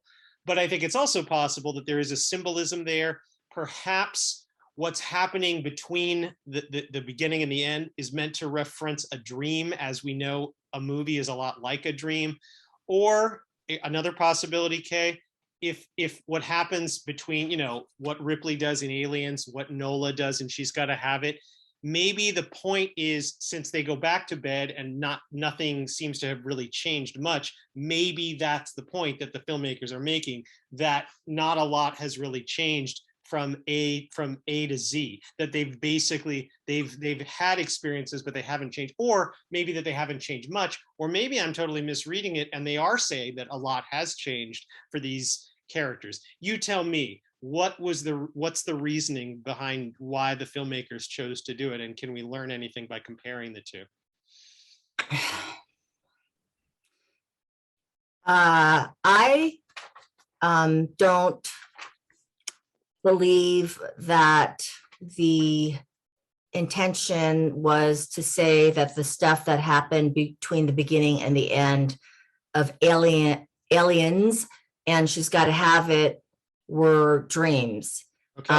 And the reason that I believe that is that I think a lot happened in between, and I think that the women were different at the end. I think that they did change. And what I mean by that is that in the middle of Aliens, a lot of, was an epic battle. And I guess it was a repeat of the battle in a little different though, but a little different. But yeah, go ahead. Yeah. It was really a very major, very strong message of the toughness of women, and how we women can be just as tough as men, and just as good of leaders as men. So I think a lot happened, and a lot was kind of proved in the middle of Aliens. And then in She's Gotta Have It, I felt like there was a change at the end. Let's see, where Nola, she goes back to her old, or she's hanging out with her old roommate, and I feel like she kind of, that there was some sort of change where her friend told her the truth about how she thought she was selfish, or I don't know. I felt like there was a reconciliation. There was a reconciliation, but didn't Nola get some sort of like self-knowledge or self-awareness in some way? Sure. Probably, yes, to some degree, yes. But I'm sorry, what was the self-knowledge? I forget. Well, I don't know. Yeah, maybe it's not very memorable. Maybe maybe that tells us something. No, I mean, you could make a. I feel like one thing about She's Gotta Have It is you could kind of make a case either way. You could say that Nola hasn't changed that much, that she's still sort of sleeping around, but you could also say you could point to things like that scene with Clofield that you just pointed to, and say that she has changed, that she knows who she is now. She knows that she's not, that it's okay for her not to be a one woman man, that maybe she's come to some self-acceptance that she didn't have in the beginning of the film. I don't know. I feel like you can fairly read the movie either way. You tell me which one is. I feel like Clofield said something that was kind of critical of Nola. I mean, she said it in a kind way, but it was like she got it off of her chest finally. And then Nola seemed to acknowledge it or admit that Clofield was right, but I can't. But was it something like she's selfish or promiscuous? Or I can't remember what it was. I think it was sort of like it seemed like Clofield actually was romantically interested in Nola, and she was. There was that other Opal, Opal was the one who was interested in her. I don't think Clofield was. Oh, okay. Well, I got the feeling that Clofield was, and that she was disappointed in. But she was definitely disappointed in Nola, and that's why she didn't want to live with her anymore. But then somehow they became more real with each other at the end. Okay, so it sounds to me like if these two movies did put women at the beginning and the end, it wasn't to tell us that nothing had changed. It was maybe to tell us that something did change. From what I'm hearing you say. I think that Nola, at the end, it was like one of those slight changes, like in Desert Hearts, where there was a slight coming together of Vivian and Kay. And Vivian, yeah, that there was like a kind of a slight turn towards maybe they'll end up together. And then with Nola, there was like a slight turn of she realized that there was something that she needed to improve about herself related to people. Okay. It was just like a little turn, but maybe significant because as I heard, well, I've heard this before, and I think somebody kind of credited it to a particular writer, but I have heard it said that stories that humans throughout human history have told stories to to make sense of our world, which in a lot of ways seems very irrational, absurd, and illogical. Most films, and I think all 5 of these films in this case, there's a message at the end of the movie. And I think that, I think that, I know this sounds very vague because I don't know what the change was, but with Nola, there was a point, there was a message in the movie that I think maybe I, or anybody who's single, or anybody who's a single woman dating men, there was some message that we were supposed to get. I just don't remember what it was. Well, it can't be that. It sounds to me like if they did have a message, they somehow failed to make it clear as they could have or should have. Memory is really good, but I think it was something, I don't know, it could have been something like you have to be nice to your roommate. I don't know. Now, Spike Lee has been considered a complicated ally to Black women for several reasons. I mean, this is sort of just, and starting with She's Gotta Have It. I mean, yes, it's probably good to have, women own their sexuality. Some people were very upset over the rape scene. Some people felt that in general, she didn't have good enough reasons to be, that she could have articulated her sort of self-agency in better ways. We could have seen her as a little bit more of like a professional. What did you feel like? I mean, did these things bother you? All right, I feel that he did a good job, like 50%. So I guess I would give him a B minus. I think that that women Black women and non-Black women. I think that we do practice dating habits that are not in our interest, that are self-destructive. And I think that Nola is an example of that. But like the whole thing about like the three people and then bringing them together for Thanksgiving, it made the story seem more allegorical than real. Mm-hmm. But, I think that Spike Lee is actually making a different point. I think that's the way that I read the movie, that she was being self-destructive and not acting in her own romantic interest. But I think Spike Lee was actually trying to say that Nola discovered at the end that she realized that she didn't want anyone else besides herself to own her, and that she is just not a one-man woman, and that her boyfriends just wanted her to be who they wanted her to be, and she realized that she didn't want that. So I think maybe that was Spike Lee's message, but I don't buy that.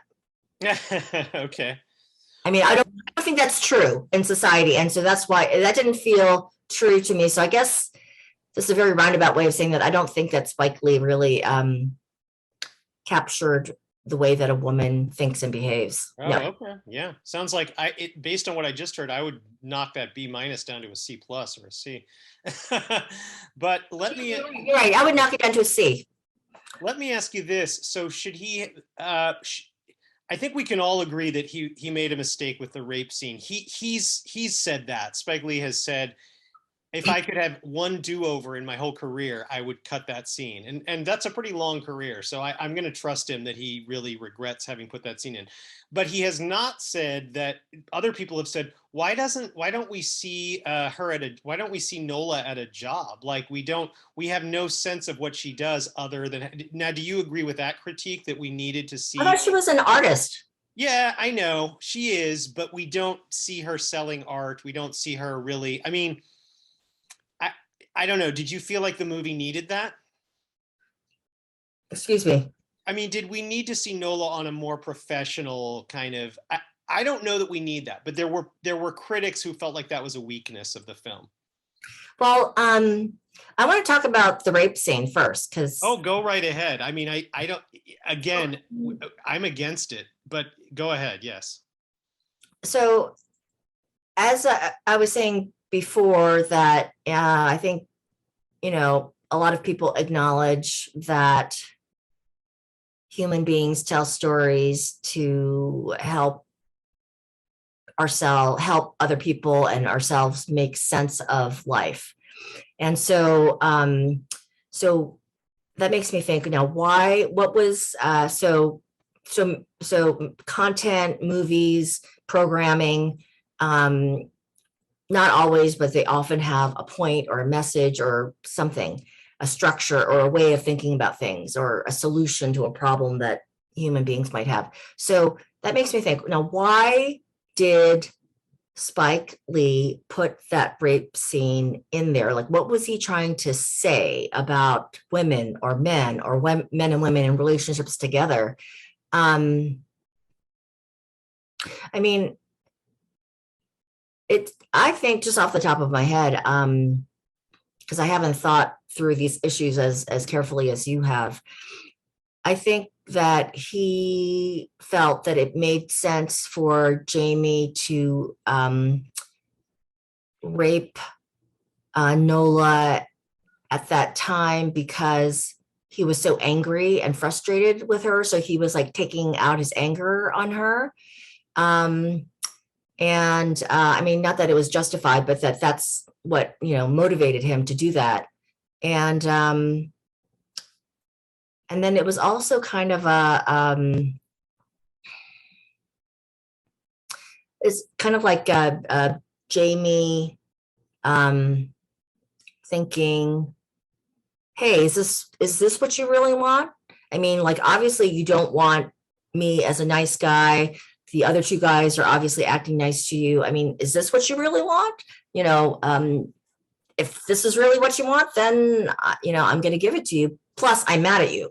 So I think that might have been I mean, I'm just kind of, thinking out loud, like maybe that was it, like kind of like, hey girl, you're crazy. Maybe, you think you want to be independent, but really you want to be dominated. So, I'm gonna dominate you then. If that's what you want, then, here you go. Kind of like, but in a frustrated, angry way, like not like I'm giving you a gift, but like, if you're so fucked up that you need to be dominated, then, you know, here you go. Um, so maybe that was it. And then the third thing that I noticed was that after the rape, Nola seemed to be more interested in Jamie. Like somehow he had kind of made himself seem more traditionally masculine or like more assertive. I half disagree with that, at least at first. She went to a girlfriend, I think it was either Clofield or Opal, and said that it was now over with Jamie, but eventually, you're right, she did come back. I mean, clearly she broke up with the other two guys.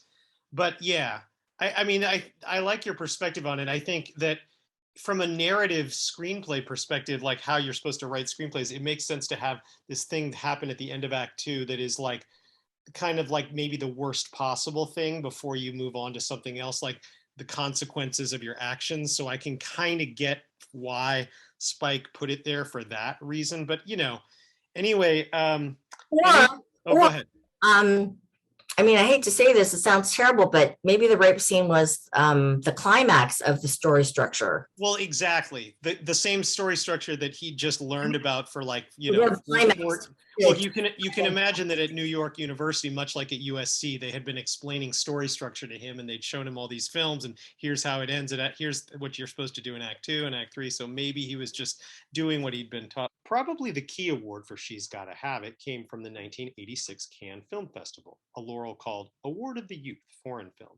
After Spike won that, Island Pictures promoted the film as a Cannes winner, which gave other awards bodies permission to give out their own laurels.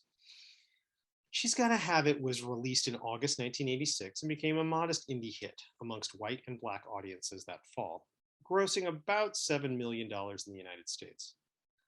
Now I'll quote A.O. Scott at the New York Times, and he said, quote, well, no, he said the film, quote, ushered in, along with Jim Jarmusch's Stranger Than Paradise, the American independent film movement of the 1980s.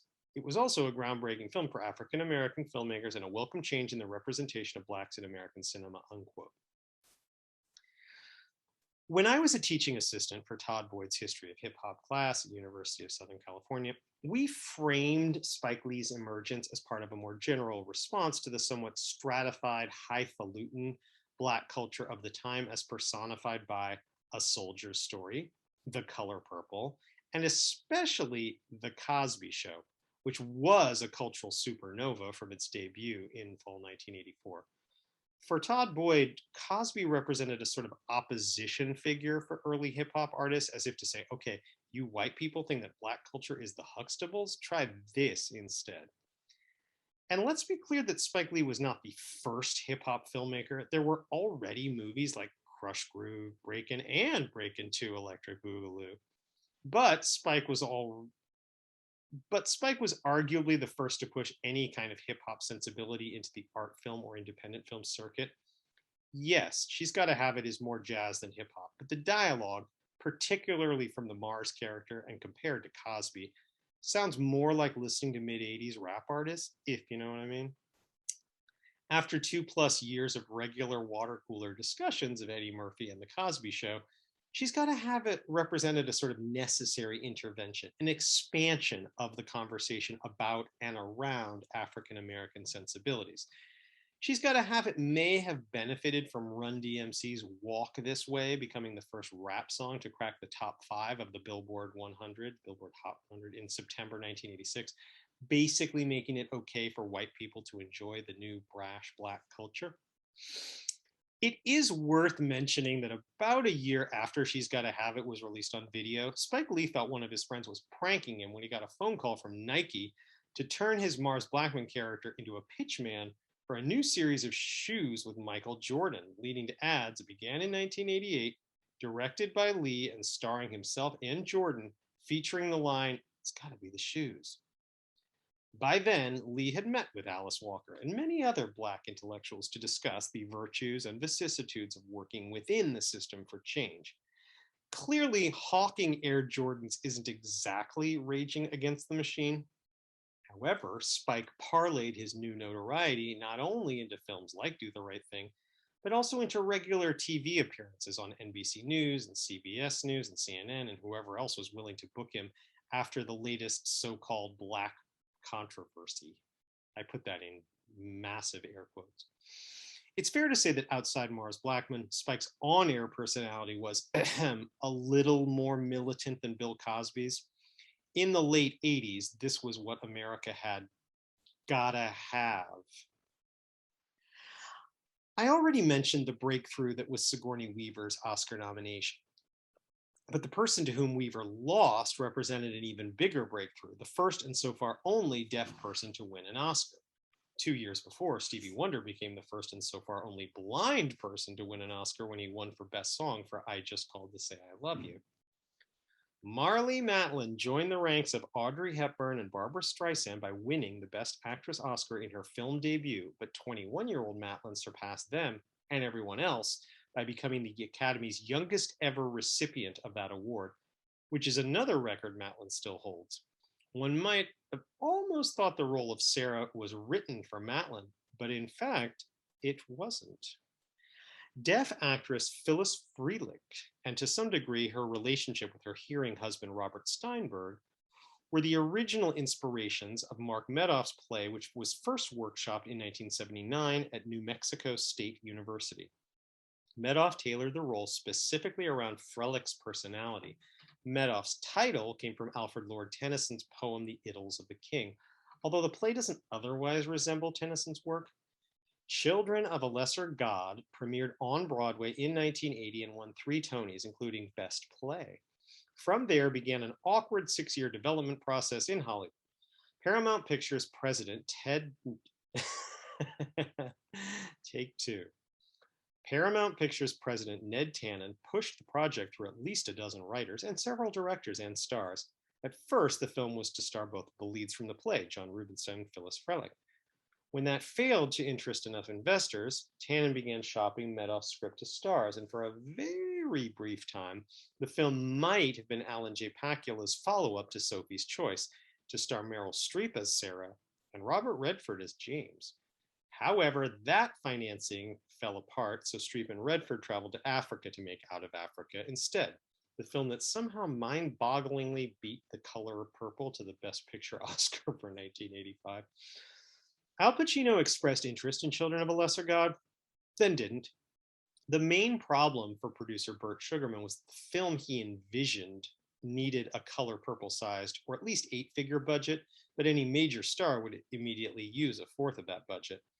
Another slight problem that Sugarman had was that Phyllis Frelich turned 40 in 1984 and was probably too old to play Sarah as written. Just when it looked like the project was going to jump the shark, none other than Henry Winkler, better known as the Fonz. Take 2, hold on.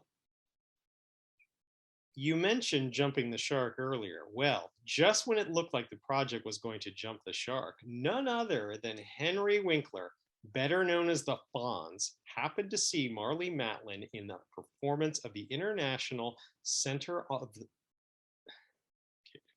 Take 3. You mentioned Henry Winkler earlier.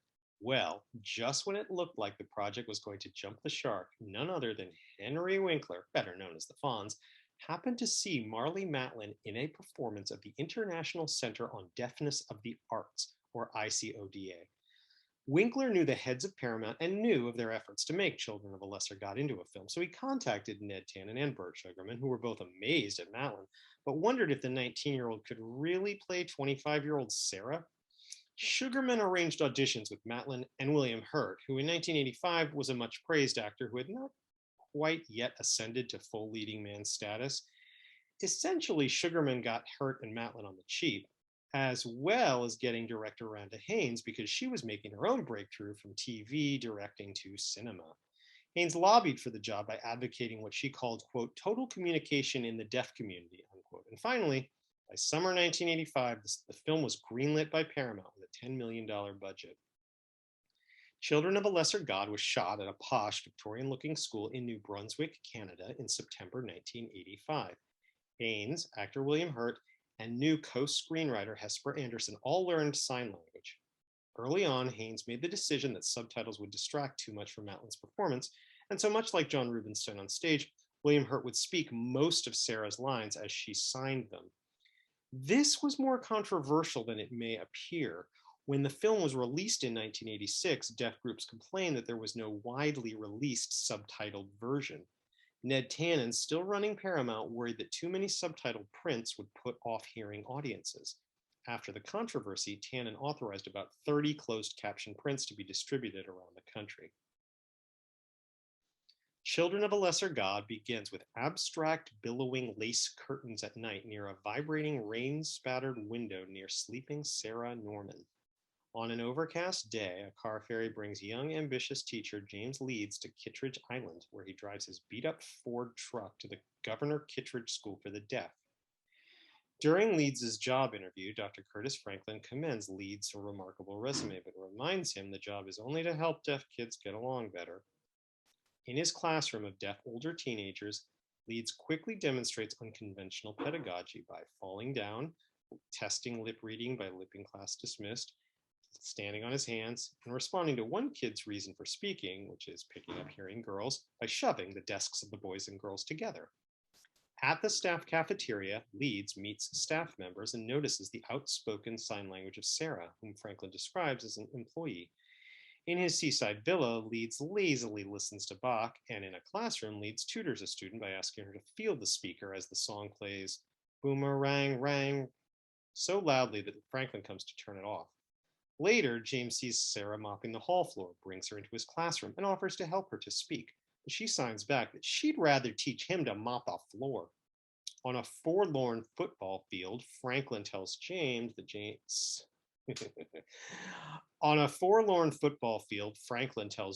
that Sarah was diagnosed as retarded until age 7 and was taught by them at the school to fulfill her potential. But since James insists otherwise, Franklin soon brings Sarah into James's office for a speaking showing session that soon ends with Sarah storming off. In class, Leeds uses up-to-the-minute references as teaching tools, from Twisted Sister to the Terminator. On a rocky beach on another overcast day, James insists to Sarah that she could do more in the world and somehow convinces her to have dinner with him. At an Italian restaurant, Sarah smiles to see James' sign that only stupid hearing people think deaf people are stupid. Says she can feel music in her nose, insists on dancing, dances with him, but refuses his entreaties for tutoring, saying she doesn't do anything she doesn't do well. James drives 60 miles to knock on the horn. Take 2. James drives 60 miles to knock on the home. Take 3. James drives 60 miles to knock on the front door of Mrs. Norman, who reluctantly lets James in, disclaims any blame or shame, explains that Sarah can only speak poorly, and describes Sarah's hearing sister Ruth bringing boys back home. Back at school, Sarah elaborates to James that she was better at sex than hearing girls, meaning boys were lining up to have speechless sex with her, meaning James can forget his fantasy of the deaf virgin happily hailing the hearing hero. At night at the school pool, James uncoolly enters, sees Sarah swimming stark naked, says, "Sarah, I am falling in," and then while she swims away, "into the pool with you," splash, prompting abstract wah-wah scored shots where she kisses him, strips him, and lets him hug her. Inside a movie theater showing Some Like It Hot, Sarah enjoys the film and James is signing so much that we smash cut to Sarah's bedroom where she makes love to James, calls him the nicest person she ever met, asks about his historic heartbreaks, and denies others have hurt her. James lips but doesn't sign "What am I saying?" offends Sarah and promises not to do that again. At the school's fall festival, with parents gathered in the auditorium, 5 of James's students wearing shirts that say "The No Tones" dance and sort of sing "Boomerang, rang, rang" as James smiles and Sarah skeptically scopes the scene. Franklin frankly informs James that these things don't work, but James fires back that he loves Sarah and she'll be quitting and moving in with him, something we only see after James tells Sarah he wouldn't want deaf children, but if they are, that would be fine. James's kinetic teaching style yields results with most kids except Johnny. James and Sarah clean up in nice clothes to attend a poker party at Franklin's, where, without a broom or mop, Sarah cleans up in quite another way. During sex on their couch, James blurts that he needs Sarah to say his name, an accidental promise breaking that upsets Sarah. Another time at home, James plays Bach, but tells Sarah he can't enjoy it because Sarah can't, prompting Sarah at night to play Bach, ask Jim to describe it, watch his shirtless flailing, and sign that he shouldn't be sad for her. On a dock full of working fishermen, James asks what Sarah really hears other than silence, but when James signs, take two. On a dock full of working fishermen, James asks what Sarah really hears other than silence, but when Sarah signs no one has ever known, James answers, will you ever let me in? At a house party hosted by Marion Lesser, a deaf economist with 2 PhDs who never speaks, At a house party hosted by Marion Lesser, who is a deaf economist with 2 PhDs who never speaks, Sarah lights up while Leeds feels less comfortable, leading to them later lashing words over James wanting her to be anything but what she is. After this leads to awkward sex, Sarah explains that everyone who ever spoke for her was usually wrong about what she wanted, and that until he gives up on his ideas for what she should do and lets her be an I as he is, he can never come inside her silence. James accuses Sarah of being afraid to speak, screams at her to read his lips, and prompts her to push him away, cry, and flee after she gutturally utters, hear my voice, and I'm not afraid. Sarah returns home to sign to her mother, who offers her house and help with work, admits she hated Sarah for driving her father away, and lies to James on the phone about Sarah being there. In a montage, James brutally does Take two. In a montage, James brutally does alone everything he used to do with Sarah. James returns to Mrs. Norman, who tells him Sarah won't see him, but Sarah, is working, saving money, and preparing to go to college. At a school dance, James smiles to see friends and students dancing to Jump for My Love, until he is shocked to see Sarah resplendent in a white dress, and the two walk out to a nearby bench, where each sign their sorries, and James suggests meeting in a spot not in silence, but also not in sound. Sarah signs her sign of indubitable independence-based intimacy, and the two hug as credits roll. So Kay, my first question kind of goes back to what we talked about with The Color Purple, because I talk to my students about this too. Like in terms of the difference between so we've already obviously discussed the difference between if a black person or a white person had directed The Color Purple. Now, Rhonda Haines, who directed Children of a Lesser God, she's obviously a woman. Is there some way that we can tell that based on the movie? In other words, is there a way in which this movie seems like it would have been different if it were directed by a man? Now, I'm not looking for any one correct answer. There's no gotcha here. This is just a talking point that my students and I bandy about occasionally, where we say, is there a sort of we sometimes say, can we locate the lady's lens? So I'm just asking you, Kay, can you locate the lady's lens for me? And if you can't, it's fine. Well, one of the few critical studies terms that I learned at USC, and I'm not blaming USC, I'm blaming my own Go ahead. effort in the class, but the male gaze. Yes. And so when I look at Children of a Lesser God, I was about to say that I don't see a male gaze, but there are at least one scene, or no, more than one scene where there's a male gaze. So, but one thing that I don't see in Children of a Lesser God is nudity, like as it's typically defined. I mean, you saw Marlee Matlin's butt in the pool, but no nipples. So, although there is the male gaze in the scene where William Hurt is watching her dance, And you're definitely in his eyes and kind of taking that sight in and thinking, whoa. Yeah. But other than that, for the most part, we're focusing on how she's feeling and about, relationships between her and her mother and her and William Hurt. And so, yeah, there isn't as much of the male gaze, or there isn't really much male gaze as there are in most films. But does the absence of a male gaze imply that there is a female gaze, or not the female gaze, but that this is an obviously female directed film, that we would know that if we didn't know who the director was? No, I don't think, I did not feel when I saw the film that, wow, this feels like a film that was directed by a woman. Right. Okay. Just asking. I mean, go ahead. Rhonda Haynes' name at the beginning, and I thought, well, that sounds like a woman's name, but I'm not sure. Right. Sure. And then by the end of the film, it wasn't like, well, that must have been a woman who directed this. Right. I didn't feel that way. It was just, it could have been, either. Very good. That's fine.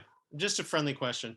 Now I have another question for you, which may need some explanation because, well, let me ask you, have you ever heard the phrase, Kay, white savior film? Have you ever heard of a white savior film? No, no, I have not. Oh, okay. Well, in that case, I don't think I'm even going to. No, you know what? I know exactly, even though I haven't heard it, I know exactly what it means. It's like, it's a film where, even though it's a film about, minority peoples, it's the white character who comes in and saves the day with his ingenuity and solution. That's right. And I think, well, so yes, it was the focus of the story. I think that movies like White Story. Yes. Yeah. Okay. So yeah, I nailed it. It immediately made sense to me. So there are definitely white savior films. There's all kinds of websites that will give you lists of them. I don't have to explain them all here. You can Google white savior film. It's easy to find them. Anyway, the question is Children of a Lesser God a white savior film? I would, well, yes and no. I would say that it's a white savior film in the sense that James leads, or Jim, William Hurt's character, he's definitely shown in a positive light as this cool, innovative teacher who's very effective in getting most of his students to try to speak and can't remember the word of speaking. Anyway, yeah, no, you said it right. You spoke it right too. Well, it's another word. Articulate, maybe. No, ahead, yeah. It's another word that means speaking, but it's not speak. Anyway, so it's a white savior movie in that sense, but it's not a white savior movie in the sense that at the end, well, yeah, and then also, I'm sorry, to continue with the thought about why it is a white savior movie. The movie privileges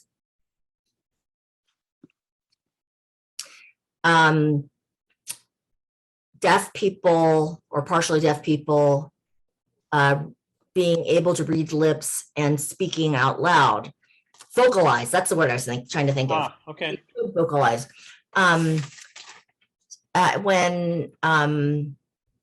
I know that there's a big chunk of the deaf community that does not believe that, and that believes that that they are better off not speaking, and that sign language is beautiful, and that they want to have their own community and they want to have that tradition and not try to vocalize and not try to read lips. But it was not a white savior movie in that at the end, they both, Jim and Sarah, agree to meet in the middle. Right. And they're going to try to meet in that place where the silence meets the speaking, or something like that. Yeah. Silence meets the sound. Yep. Yeah, I agree. I mean, I like the way you put it.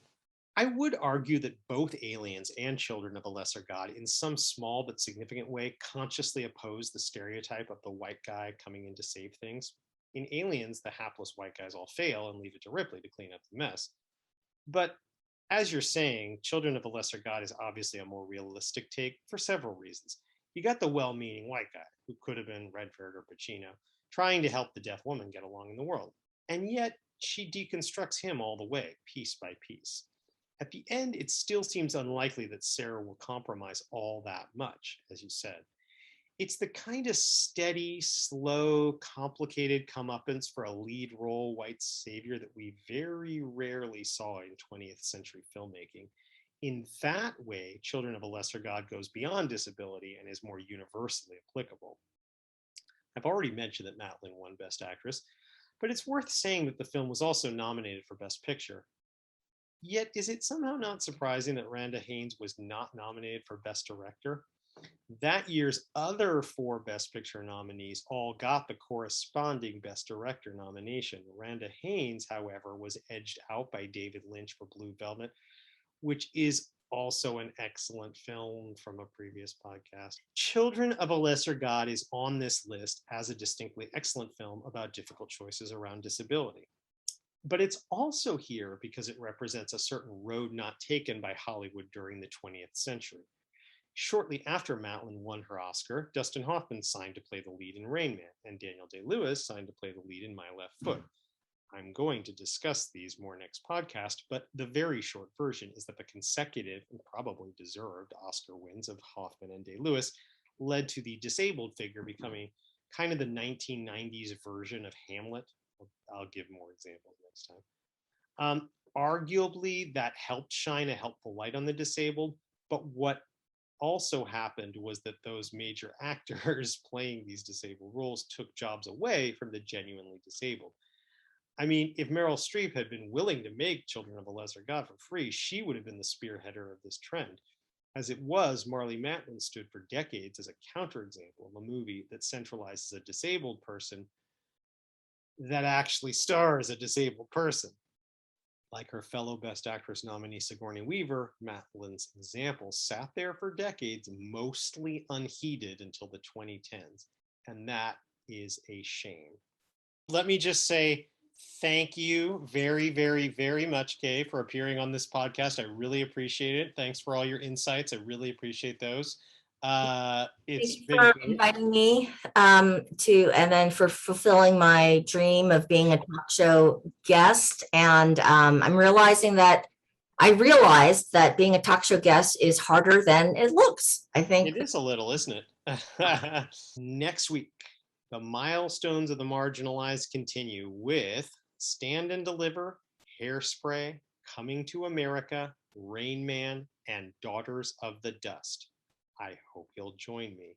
Until then, save me some popcorn, because there's always another movie to see.